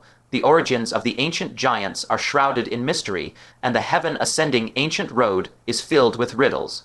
As for the exact relationship between them, the historical records are vague. I fear only those great sages, or even ancient saints, know the truth of it. Tumultuous waves crashed through Fang Chen's heart. He looked down at the slightly warm, primeval token in his hand, his face a mask of utter disbelief and shock. No wonder those major figures had repeatedly cautioned him, stressing that this token could rewrite the fate of the Middle Continent. If through the primeval hunt he could win a full 1,000 years of respite for the Middle Continent, then by the time the ancient giants descended again, the Middle Continent would undoubtedly have amassed a far more formidable resistance. Hua Kai-Fu Gui, I heard a little brat got his hands on the primeval token this time. That kid will find it very hard to achieve a good ranking in the primeval hunt. I plan to find some time to meet him and ask him to hand over the primeval token. Yan Jing, absolutely do not go. Hua Kai-Fu Gui, why? Yan Jing, I have never seen anyone manage to gain even the slightest advantage from him. If you try to seize his primeval token, 9 times out of 10, you will end up taking a terrible fall. Hua Kai-Fu Gui, is he truly that formidable? What's his name? I insist on meeting him. Clearly, Hua Kai-Fu Gui was filled with indignation. She was a great exalted, undergoing the 5 decays of celestial being. In the entire world, whose primeval token could she not obtain if she wanted? Hongxiu shook her head helplessly at the lunar mirror. Her conversation with Fang Chen had already been so blunt she was all but naming him outright. Yet Hua Kai-Fu Gui still hadn't caught on. The woman's voice sounded quite young, her tone carrying a simple naivety born of little experience in the wider world. Unbidden, an image formed in Hua Kai-Fu Gui's mind, a young woman from an extraordinary family, with deep foundations and profound heritage, yet utterly innocent and naive. A woman like that, walking up to a crafty old fox like Fang Chen to seize something. This was no treasure grab. This was a lamb delivering itself into the tiger's jaws, walking right into a trap. Yan Jing hurriedly urged, take my advice, absolutely do not go. That person is not someone you can afford to provoke. Hua Kai-Fu Gui did not reply, clearly paying the warning no mind whatsoever. Ji Haoming sent another message with the flow. Sister Fugui, with your vast knowledge and experience, I have one more thing I'd like to ask you about. Hua Kai-Fu Gui, speak. This subtle and seamless flattery clearly pleased Hua Kai-Fu Gui greatly. Ji Haoming continued his query. Since you are proficient in the Hell scripts, you must surely know that among the Asura tribe, there is a specialized sacrificial script used exclusively for rituals, right? Hua Kai-Fu Gui, I know of it, but I cannot read it either. This script can only be mastered by Asura, who have reached an extremely high level of cultivation. A flicker of disappointment passed through Fang Chen's eyes, but he was not particularly surprised. If it were truly so easy to learn, Hua Xin would not have been so confident and fearless, certain that he could never master it. But just then, Hua Kai-Fu Gui seemed to suddenly recall something. Oh, and some Asura with special status may also know it. For example, the prince or princess of a certain lineage. They definitely possess it. However, figures of that rank are even rarer than 5. Crowned Asura kings, you will never encounter one. Yan Jing immediately cut in, his tone tinged with mockery. Still not giving up. Stop fantasizing. The sacrificial script is a core heritage. The Asura tribe will never let an outsider like you master it. Ji, Hao Ming suddenly countered. You said, a princess of a lineage. In an instant, a figure flashed through Fang Chen's mind, that female Asura named Tianji, who had first fallen from the sky. She had been secretly imprisoned deep underground by the White Horse Temple all this time. The very news that the ancient giant would descend in 3 months had originally come from her lips. And according to Lu Zhu, the reason she had been expelled from the village was precisely because the Dark Asura princess she had been guarding had escaped. If his speculations were correct, that escaped Dark Asura princess was very likely Tianji. Because Tianji hailed from the Dark Asura lineage as well. Hong Xiu, listening from the side, caught the clue, and her expression instantly changed. Yanjing's message immediately followed. The princess of a lineage you mentioned, you wouldn't happen to be talking about the Dark Asura lineage, would you? Ji Hao Ming replied with an air of unperturbed calm. Hong Xiu, that nickname Yanjing really suits you perfectly. Let's chat again next time. Wait, tell me quickly, is it or isn't it? Say something. You really left. Bastard! Furious, Hong Xiu hurled the lunar mirror in her hand, away with all her might. Beneath her glasses, her eyes were now brimming with pure vexation. The princess that fellow mentioned is most likely the Dark Asura Princess Lu Zhu lost track of. If you could hand her over to me, I could trade her for an opportunity to break through to the Asura Emperor realm. But with Fang Chen's utterly impenetrable vigilance, he will never allow the Asura tribe to gain another absolute powerhouse like an Asura Emperor. If he found out that the Dark Asura Princess could be exchanged for such an opportunity, I fear he would sooner kill her outright than hand her over to me. Hong Xiu pondered for a moment, then irritably rubbed her brow, murmuring in helpless frustration. Judging by Fang Chen's evasive reaction just now, I'm afraid that moron Lu Zhu already told him this information long ago. Trying to get that princess back from Fang Chen is harder than ascending to heaven. Unless I let him make outrageous demands and demand an astronomical price. But knowing Fang Chen's shrewdness, the price he would demand would definitely be even greater than breaking through to Asura Emperor. Fang Chen. She was exceptionally irritable, as if someone had tossed a handful of scalding sand into her heart. A discomfort beyond words. Cooperating with someone like Fang Chen felt as pleasant as possible. But the moment conflict arose with him, it was enough to make one wish for death. That guy was simply too troublesome to deal with. Myriad Demon Province. In an underground world surging with yin energy, all manner of hellspawn ran rampant without restraint. The demon cultivators of the Myriad Demon Province were fighting desperately to prevent the hellspawn from surging up to the surface.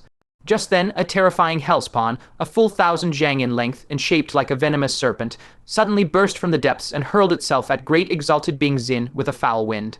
Great Exalted Bing Xin, watch out. A middle-aged man beside her, with long golden hair, a lithe figure, and 5 flame marks hovering behind him, raised his hand and sent a sharp, dazzling streak of light slicing rough the air, instantly severing the giant serpent mid-flight. Great Exalted Bing Xin snapped back to attention and hastily put away her lunar mirror, apologizing. I'm sorry, Great Exalted Jinlin. My mind wandered. Great Exalted Jinlin waved his hand dismissively. Great Exalted Bing Xin has traveled countless miles to lend us aid. I am too grateful to find fault with you. His tone shifted, and his brows furrowed deeply. However, I'm afraid we cannot hold back these hellspawn. From the depths of the underground palace, hellspawn continued to pour out endlessly, like a black tide blanketing heaven and earth. Great Exalted Bing Xin frowned slightly. It's truly unimaginable. Back then, when the ancient saints severed a portion of the earth from the Hell Realm, it actually contained a hidden interlayer world. Not only is it a realm of its own, but it bred so many dangerous hellspawn. With the ancient saints' creation, level abilities, they should not have failed to detect such a hidden danger. Great Exalted Jinlin shook his head with a somber expression. None of that matters now. What matters is that the interlayer world has been opened by someone, causing the hellspawn to flood out into a calamity. If they are allowed to escape completely, I'm afraid that before the ancient giant even descends, our entire Myriad Demon Province will be reduced to a wasteland of slaughter. Gazing at the boundless sea of hellspawn before him, a hint of despair welled up in Great Exalted Jinlin's heart. The hellspawn in the interlayer world were simply too numerous, far too numerous. This was not a tide that they two great exalteds could exterminate even by joining forces. Great exalted Bingzin asked in confusion, why is this happening?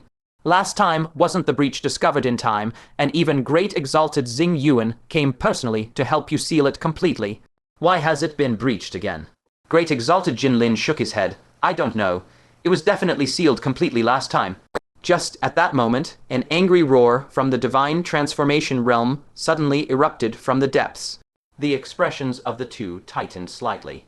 Jinlin Great Venerable said in a low, somber voice, at this point, our only choice is to slay the hellish creatures pouring out with all our might. Everything now depends on whether the Grand Libation priest within can seal the breach. We must stop the hellspawn at any cost, preventing them from spreading further. Above the northern sea, Fang Chen stowed the moon realm, and a fiery hue of hope blazed to life in his eyes. Truly, you search everywhere with iron shoes worn thin, only to find it without lifting a finger. So the sacrificial script was on that female Asura beneath White Horse Temple all along. His gaze burned with fervor. He longed to charge back to White Horse Temple right then and seize that Dark Clan princess by force. Once he mastered the sacrificial script, he could activate the Bronze Hell, Desolate Beast, and summon a World Lord's avatar to descend. That avatar's cultivation was at the true, unadulterated Sage Realm level. By then, even if he faced pursuit from the Asura Holy Sun, he would absolutely have the strength to fight. However, the time was not yet right. He had to shake off that Bodhisattva first. Fortunately, after a desperate, life-risking journey, he could finally see the continent's faint outline in the distance. This allowed his heart, which had been hanging in suspense all along, to settle just a little. But just as he was about to fly across, the vast sea below suddenly shimmered with a strange, pale golden light. The entire sea seemed to be brought to a boil, seething and churning with violent fury. The all-too familiar sight made Fang Chen's mouth twitch violently. The next moment, Buddhist chants swirled through the air, and Buddha light shot into the heavens. The boundless sea appeared in an instant, to transform into an endless golden sea of flames. A colossal golden Buddha, stretching from heaven to earth, slowly rose from the seabed. It gazed down upon Fang Chen with a smile and spoke in a slow, magnetic Buddha voice. Come from whence you came, go to whither you shall go. Fang Chen, Dharma Master, White Horse Temple is your destination. As the words fell, the giant golden Buddha dissolved into a sky full of Buddha light, scattering abruptly before rapidly condensing into the outline of a massive temple, enveloping Fang Chen and all the monks present within it. In that instant, heaven and earth were sealed, leaving Fang Chen with nowhere to flee. Fang Chen's heart sank like a stone. Had his disguise failed? But even if it had, how could the Bodhisattva appear in advance on the very path he was fated to take? He had clearly taken an extensive detour, until his gaze fell upon the jade box cradled in Tianting Bodhisattva's hands. Inside the jade box, a piece of ash hovered imposingly, pointing directly at him from afar. It was the ash left from the wishing paper that Venerable Xinnai had used back then. This must have been given by Venerable Zhenyan to the Bodhisattva for disposal, yet the Bodhisattva kept it, using it as a means to track him, Fang Chen, today. Zhenyan, Zhenyan, wait for the family punishment. I'll give you a few hard whacks and make you howl in agony. Fang Chen was seething with fury inside. But outwardly, he remained composed, pressing his palms together and saying, Bodhisattva, you have mistaken me for another. This humble monk's dharma name is Ling Lai. Tianting Bodhisattva only smiled, saying nothing. He had indeed been deceived at first, but quickly realized something was amiss. Namely, when Fang Chen made his final salute, he had used only one hand. Under normal circumstances, a monk's salute must be made with both palms pressed together, unless that person was missing a hand. And Fang Chen had just had one arm bitten off by the tooth, Star Giant King. Secondly, the Dharma name Ling Lai, he finally remembered where he had heard it before. It was precisely the name Fang Chen had used when he disguised himself as his younger brother back then.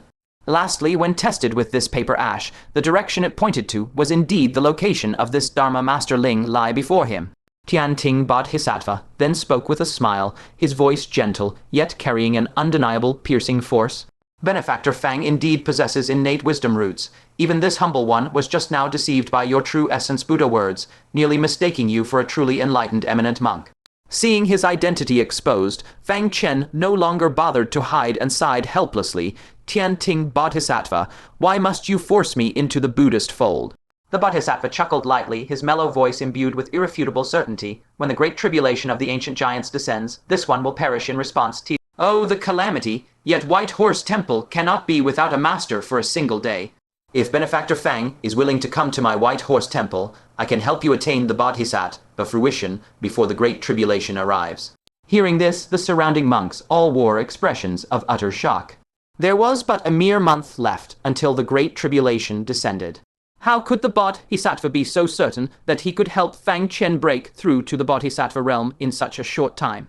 How was that possible? Even Fang Chen himself felt a ripple stir in his heart. For someone who hadn't even grasped the Tao yet, to achieve Bodhisattva fruition in a single month, anyone would be tempted upon hearing such a thing. But in an instant, the beautiful faces of those waiting for his return surfaced in his mind, and that ripple quickly subsided, leaving not a single wave. He pressed his palms together and said with composure, "Many thanks for the Bodhisattva's kind intentions, but I am entangled by countless worldly bonds, and still have many unfulfilled wishes. It is truly difficult to forsake everything and take refuge in the monastic life. Please, Bodhisattva, do not make this difficult for me." Tianting Bodhisattva's expression remained unchanged, neither joyful nor sad, as if everything was already within his expectations. He then spoke leisurely, his voice carrying a profound, mysterious cadence, picking up and letting go. This is the lesson of a lifetime. Those who comprehend the great Tao within can all become Buddhas. Benefactor Fang cannot let go because the delusions and attachments in your heart are too deep. This one shall use the Buddhist Dharma to disperse your confusion and help you let go of past affairs. The Bodhisattva actually intended to forcibly convert him. Fang Chen's heart jolted, and without hesitation, he flicked his sleeve. A wishing paper, already set alight, fell into his palm. He had secretly activated this item back when the Bodhisattva first appeared, preparing it for just such an emergency. Now was the perfect moment to use it. He only needed to open his mouth and wish to return to the continent, and he could escape in an instant. However, before he could even open his mouth, Tianting Bodhisattva uttered slowly in a soothing voice, "The clear wind stirs not, all sounds fall silent." The instant the words fell, the cheerful crash of waves, the wind brushing past the ears, the chanting swirling around, all were severed as if by an invisible blade, coming to an abrupt halt. Dead silence reigned all around. Not a single sound could be heard. Fang Chen's lips parted, yet no sound came out. The prerequisite of the wishing paper was that the wish must be spoken aloud. The Bodhisattva had directly sealed his chance to speak, instantly rendering his greatest reliance utterly void. These Buddhist methods were tantamount to cheating sealing space, freezing one's form, erasing memories, and now even sealing off the very sounds of heaven and earth. With no time to be shocked, Fang Chen decisively flew to the temple enveloped in Buddha light, drew his purple sword, and slashed down fiercely. Yet the Buddha light remained dense and unbroken. The sword's edge passed through, but left not even a hairline crack. Even more troubling, a golden sun suddenly materialized above the Bodhisattva's head, radiating an incomparably holy light. Under the illumination of that golden light, Fang Chen felt greed, anger, ignorance, hatred, love, malice, and desire within him all instantly dissipate. Memories of the beauties like Liu Ruxu, Chen Siling, Fairy Yun Shang, and Venerable Zhen Yan in his mind receded like an ebbing tide. The many experiences of his life also seemed like receding images, swiftly fading away. This was cleansing his soul, severing his 6 roots. The next step would be to indoctrinate him with the Dharma, leaving nothing but the Buddhist sect in his heart. Thus the conversion would be achieved, just as with the Kang Keong Demon Emperor, and by Chu of the Northern, see back then. How could Fang Chen sit idly by and await his doom? He decisively activated his spatial technique, attempting to forcefully teleport away from this place. Yet the moment his form moved, under the Buddha light's radiance, he was brutally ejected from the spatial teleport, crashing heavily onto the ground. What exactly was that golden sun? That the Buddha light it emitted was so terrifying. Gnashing his teeth in unwillingness, he immediately began silently reciting the contents of the jade paper heavenly book, attempting to resist the Buddha light invading his mind. But it was utterly useless. The Buddha light contained an irresistible mighty force, continuously eroding his spirit, even causing his will to resist to grow fainter and fainter. No. He absolutely could not go on like this. Fang Chen burned with anxiety, successively attempting various divine abilities, yet all were to no avail. At that moment, the Bodhisattva's slow, magnetic voice resounded once more, What this one enacts is the second great vow, leveraging the great trend of the central planes. It can't be withstood by individual will. Release your struggle, and enter my Buddhist fold. The power of a great vow was truly so mighty. Fang Chen felt his inner resistance grow ever weaker, and his eyes began to glaze over. His soul was about to be completely cleansed. Was he truly about to forget all his past affairs just like this? In the throes of despair, a thought suddenly exploded in his mind, something that White Horse Temple had searched for arduously for centuries, but never found. The Black Buddhist Scripture. That eerie Buddhist scripture, diametrically opposed to ordinary scriptures, exuding a pervasive yin aura and a ghastly, chilling presence. It was something he discovered in a cave strewn with tombstones graven with infernal script, within the subterranean realm of the ancient heavenly secret pavilion. Only later did he learn that White Horse Temple dispatched agents each year to infiltrate the subterranean realm, scouring desperately for this scripture. Back then he was merely at the core formation realm, wary of White Horse Temple's power, and never dared to reveal it to anyone. Now, forced by circumstances, he could only gamble it all. While his consciousness still held, Fang Chen willed, and a red gelatinous mass that had long gathered dust in his spatial storage artifact materialized in his palm. Sealed within that gelatinous mass was none other than that Black Buddhist scripture. To prevent detection by the Bodhisattva, he had never even peeled off the outer seal. But now he could no longer afford to care about that. With a swift tear, he ripped open the gelatinous substance and tightly grasped the Black Buddhist scripture. With a sudden burst of strength from his 5 fingers, netherworld ghostfire surged forth, instantly enveloping the scripture. With but a single thought, the flames would reduce it to ashes. Tianting Bodhisattva's serene smile froze abruptly the moment the red gel was torn open. As if sensing something, his gaze fell upon the Black Buddhist scripture, and his gentle eyes suddenly turned exceedingly sharp. A trace of incredulous, excited light flickered in the Bodhisattva's eyes. His voice, no longer carrying its usual slow magnetism, became urgent and shocked. The Sutra of Suppressing Hells and Quelling Souls, it is actually in your hands. Before the words had fully faded, when he noticed the surging netherworld ghostfire in Fang Chen's hand about to ignite the scripture, he hastily retracted the golden sun above his head, withdrew the silencing Buddhist Dharma, and urgently asked, "Where did you get it?" Fang Chen felt his hazy memories flood back like a tide, and he let out a long breath. It seemed he had gambled correctly. The importance of this Black Buddhist scripture to White Horse Temple far exceeded the desire to convert him into Buddhism. Gripping the scripture tightly, he said coldly, "Where it came from is no longer important.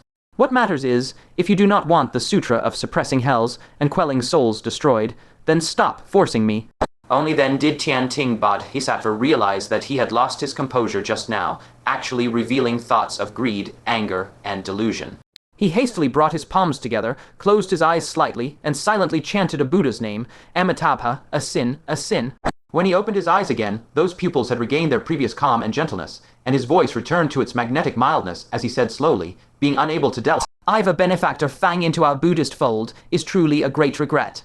But if we can invite the Sutra of Suppressing Hells and Quelling Souls back, it could somewhat make up for this regret." The implication was that if Fang Chen handed over the scripture, White Horse Temple would never trouble him again. Fang Chen breathed a secret sigh of relief, gazed at the pitch Black Buddhist scripture in his hand, and finally could no longer suppress the question that had been weighing on his mind. What exactly is this scripture? Tianting Bodhisattva pressed his palms together, showing respect. It is the transmitted work of a great Bodhisattva. Fang Chen's heart stirred.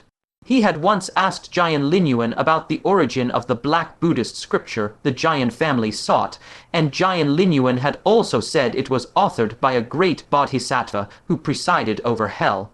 The Bodhisattva continued that great Bodhisattva, in order to attain Buddhahood, descended into the hell realm, using Buddhist Dharma to deliver all the resentful spirits of hell. He once said, "Unless hell is empty, I vow not to become a Buddha." Fang Chen was profoundly shaken. What a grand vow! The hell realm was filled with the Asura race. Merely surviving there by oneself was difficult enough, let alone delivering all resentful spirits. How was that possible? He couldn't help but ask, did he succeed?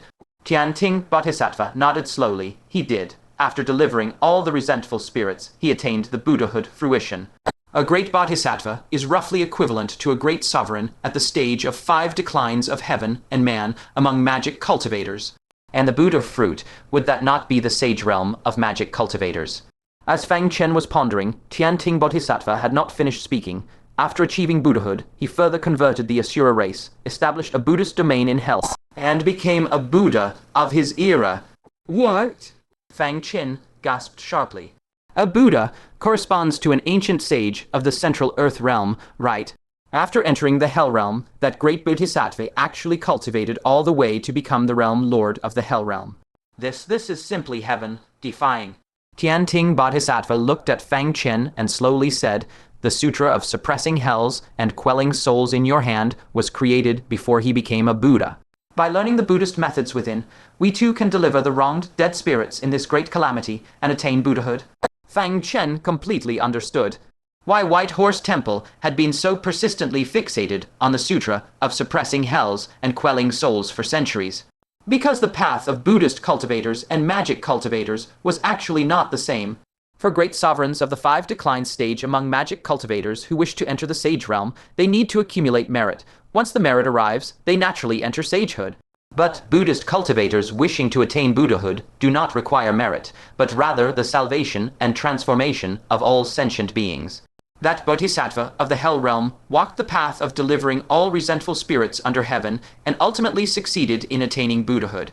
White Horse Temple also wished to replicate his path and become Buddhas on this road.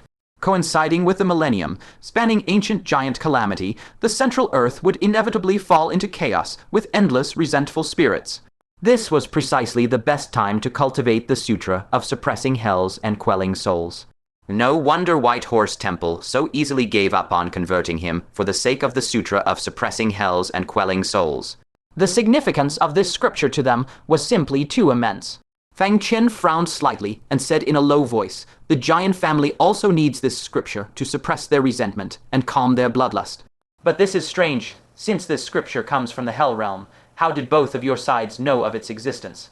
Tianting Bodhisattva remained calm and said, "How the giant family knows, this seat does not know. But the reason our White Horse Temple knows is because over 1,000 years ago, a Bodhisattva from the Buddha realm of Hell, on the verge of death, transmitted a dream to the body. Bodhisattva of White Horse Temple, at that time." He paused slightly, a trace of distant reminiscence in his tone. "That Bodhisattva told us in the dream that 10,000 years ago, the great Bodhisattva, who descended from the sea and trail earth to hell, had already attained Buddhahood. Moreover, the Sutra of suppressing hells and quelling souls he created had already been secretly brought to the Central Earth." Fang Chen's eyes showed deep thought. This time point over 1,000 years ago. Again from the Hell realm. Then, there is only one place, the subterranean world of the ancient heavenly secret pavilion. It must be that the Bodhisattva from the Hell Buddha realm died in the underground world, and with his last vestiges of mana, transmitted a dream to White Horse Temple before death. Moreover, the Black Buddhist scripture came from the underground world. This is enough to corroborate that what that Bodhisattva said was credible. But new doubts immediately surfaced. Fang Chen asked doubtfully, "Then it's strange. You White Horse Temple know of the Sutra of suppressing hells and quelling souls because someone transmitted a dream. Why does the giant family know?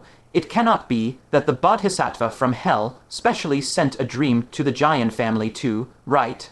Before his words fully fell, suddenly his mind stirred, and a conjecture abruptly flashed into his thoughts. He recalled the slaughter steel that the giant family had obtained. The origin of that steel was very interesting. Hundreds of years ago, like a bait descending from heaven, it fell upon the great granary province, and the ancestors of the giant family, being more skilled, seized it. From then on, the giant family relied on the slaughter steel and embarked on the path to prosperity. Yet this steel also brought endless harm to the giant family, because cultivating the slaughter techniques on it would inevitably cause one to go mad and eventually die due to the constant accumulation of killing aura. For this reason, the giant family had no choice but to search for the Black Buddhist scripture to suppress the resentment. In every way, this steel seemed like an elaborately designed bait, secretly prompting cultivators to find the Black Buddhist scripture. And those who knew about the Black Buddhist scripture were only a very few people from the Hell realm. Suddenly, Fang Chen shuddered all over. His pupils abruptly dilated, and he drew a cold breath. Asura Holy Sun. The Asura Holy Sun and Kui Xing were the only two members of the Asura race who had escaped the underground world. Kui Xing was already dead, so the only one left who knew of the Black Buddhist scripture was the Asura Holy Sun. That slaughter steel was in fact deliberately released by the Asura Holy Sun. He must currently be disguised as a sage of the Central Earth, unable to openly search for the Black Buddhist scripture, so he deliberately released the slaughter steel, silently scheming against those cultivators, having them search for it on his behalf. Once he realized who the mastermind behind the scenes was, Fang Chen felt a chill shoot from his spine to the crown of his head, and he shuddered all over. Because he suddenly remembered back when he had achieved 10 consecutive victories in the slaughter steel, a black shadow had emerged from within. That black shadow not only did not kill him, but instead gifted him the slaughter origin, and told him to cultivate in conjunction with the slaughter techniques, saying something about having the hope of using slaughter to transform into a god. That black shadow, without a doubt, was a strand of remnant soul left behind by the Asura Holy Sun. Yes. He had actually come face to face with the Asura Holy Sun long ago without realizing it. The thought sent chills down Fang Chen's spine. He hastily retrieved a blood pearl, saturated with a dense source of slaughter origin, a gift from the Asura Holy Sun's remnant soul. Heavenly listening, Bodhisattva's gaze fell upon the blood pearl, and even her eyes could not help but narrow. This origin does not belong to our Middle Earth. As expected. This is absolutely an origin from the Hell Realm. Fang Chen's eyes flickered rapidly. The Asura Holy Sun gave him the slaughter origin and repeatedly urged him to cultivate the flawed secret art on the slaughter stone tablet. What exactly was he plotting? Could it be that at the end of his cultivation, his own body would be taken over by the Asura Holy Sun? He forcefully suppressed the urge to destroy the blood pearl. Destroying it would surely alert the Asura Holy Sun, making matters worse.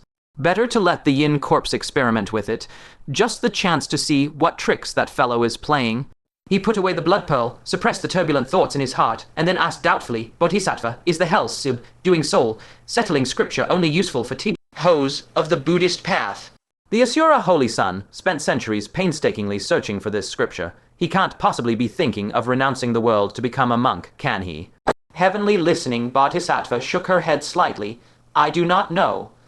But since this scripture was secretly taken from the Buddhist domain, there must be a reason. Why don't we unfold it right now and examine it to explore the cause? Fang Chen's heart stirred. He was also very curious what wonders did this pre-enlightenment work of the Buddha hold that even the Asura Holy Sun dreamed of it.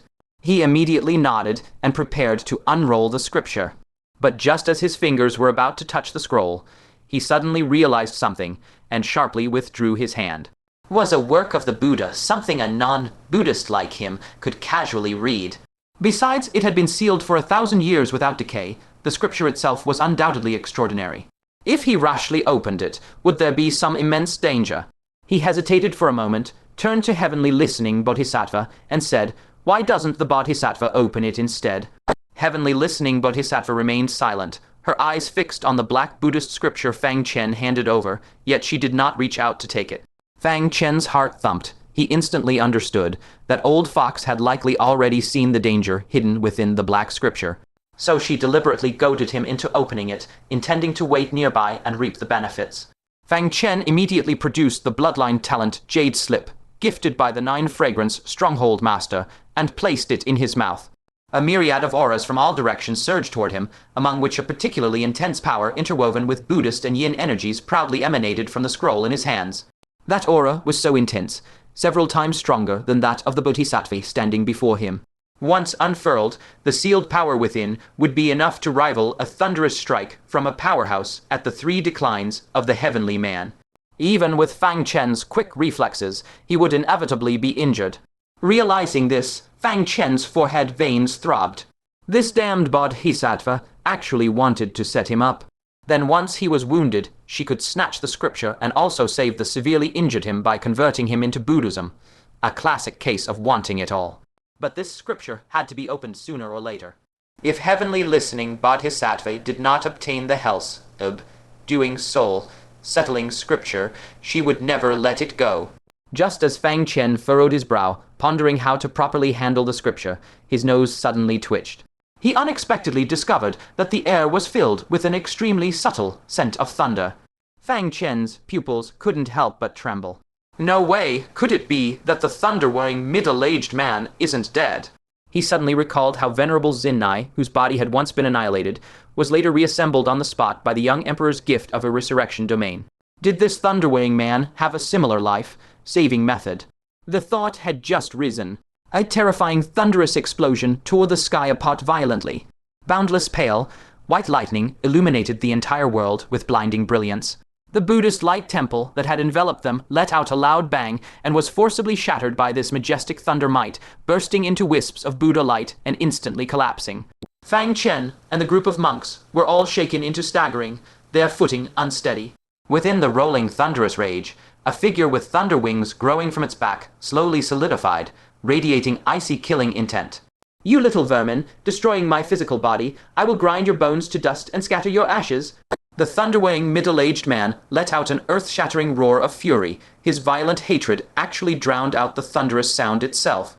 Never in his wildest dreams had he imagined that his precious chance at body snatching would be ruined by a mere junior with a 7 apertures nascent soul.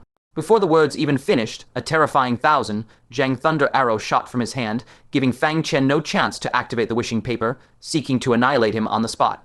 Fortunately, Fang Chen had already caught his scent earlier and had been on guard. Without a moment's hesitation, he teleported, vanishing in a flash of lightning and reappearing behind heavenly listening bodhisattva. The thunder power within his body had been completely exhausted. He could no longer deploy the yin-yang heaven, completely incapable of withstanding even a single strike from a THRE declines of the heavenly man powerhouse. Heavenly listening bodhisattva felt the reckless killing move of the thunderweighing man, and her usually serene face also showed a grave expression. She shouted in a low voice, "Hurry to the mainland. I will hold him off for now." As soon as the words left her mouth, the 12-petaled golden lotus beneath her shot forward abruptly, blooming with flame, like golden Buddha light, and standing in front of everyone. The thunder arrow tore through the void and struck fiercely upon the 12-petaled golden lotus, immediately unleashing an explosive roar. The golden light on the lotus shattered instantly, petals scattering and withering. After just one strike, it was already ragged and incomplete. But the thunder arrow also burst apart from the impact, transforming into countless fine strands of thunder that swept and lashed at the crowd like a raging storm. The bodhisattva's kaseya swept out, blocking the vast majority of the splashing thunder. Still, a small remnant slipped through the defenses and drifted in. That strike landed heavily upon the monks at the Vajra fruition stage, instantly blasting them until their skin split and flesh tore, their bodies smoldering with black smoke. Screams of agony instantly spreading in all directions. Fang Chen saw it all, his eyes filled with guilt. All of this was his fault, their suffering caused by him. He gritted his teeth fiercely and hesitated no longer, resolutely activating the bronze grasshopper. His figure flickered and teleported toward the mainland. The 500 Lai of leaping power was enough for him to set foot on land in an instant. If the legend that deity transformation cultivators are forbidden entry was true, he could be saved. If false, then he would fight to the death. The bronze grasshopper flashed with light, wrapped around Fang Chen, and vanished through the air. But how could the Thunderwing man allow him to escape so easily? Thunder slithered through his eyes like dragons and serpents, instantly locking onto Fang Chen's trajectory, the corner of his mouth twisting into a cold, scornful sneer. A mere ant dares to flee before a 3 declines of the heavenly man. Before the words finished, a curved, violent bolt of lightning shot out from his eyes, striking with absolute precision right on the fleeing bronze grasshopper. A deafening bang thundered across the sky. This spirit artifact could not possibly withstand a rage-filled strike from a 3 declines heavenly man. It exploded midair into a sky full of debris, scattering to dust. The bodhisattva's expression changed drastically, and the monks behind her all sharply sucked in cold air. Had Fang Chen been blasted to pieces just like that? Everyone's hearts sank. They had ultimately underestimated the capabilities of a 3 declines heavenly man. Before, the thunderweighing middle-aged man had been wary of the Grand Libationer and had never truly unleashed his power. Now, in his rage, that terrifying strength was fully revealed. He could even blast a teleporting spirit artifact with a single strike. With the artifact shattered, how could Fang Chen possibly be unharmed? However, just as everyone's hearts were suspended by a thread, a muffled plunk suddenly echoed from the azure sea near the shore. A colossal wave shot skyward, white water curtains exploding and scattering. Fang Chen had actually teleported into the sea. The monks were utterly shocked. He didn't die. The bodhisattva also froze for a moment. Then her tense face slowly relaxed, revealing a faint smile of relief. murmuring, as expected, "It's him." Fang Chen was someone who had once maneuvered against the 5-star Giant King and Venerable Lion Jing, a 4 declines of the Heavenly Man powerhouse. How could he not understand? Teleporting before a Venerable of that level was practically courting death. He had still activated the Bronze Grasshopper earlier, precisely to divert the Thunderwing man's attention. Meanwhile, he secretly channeled the thunder power he had recovered a sliver of. Performed the Cloud Shadow secret technique combined with spatial teleportation, narrowly escaping to the shore. However, the danger was far from over.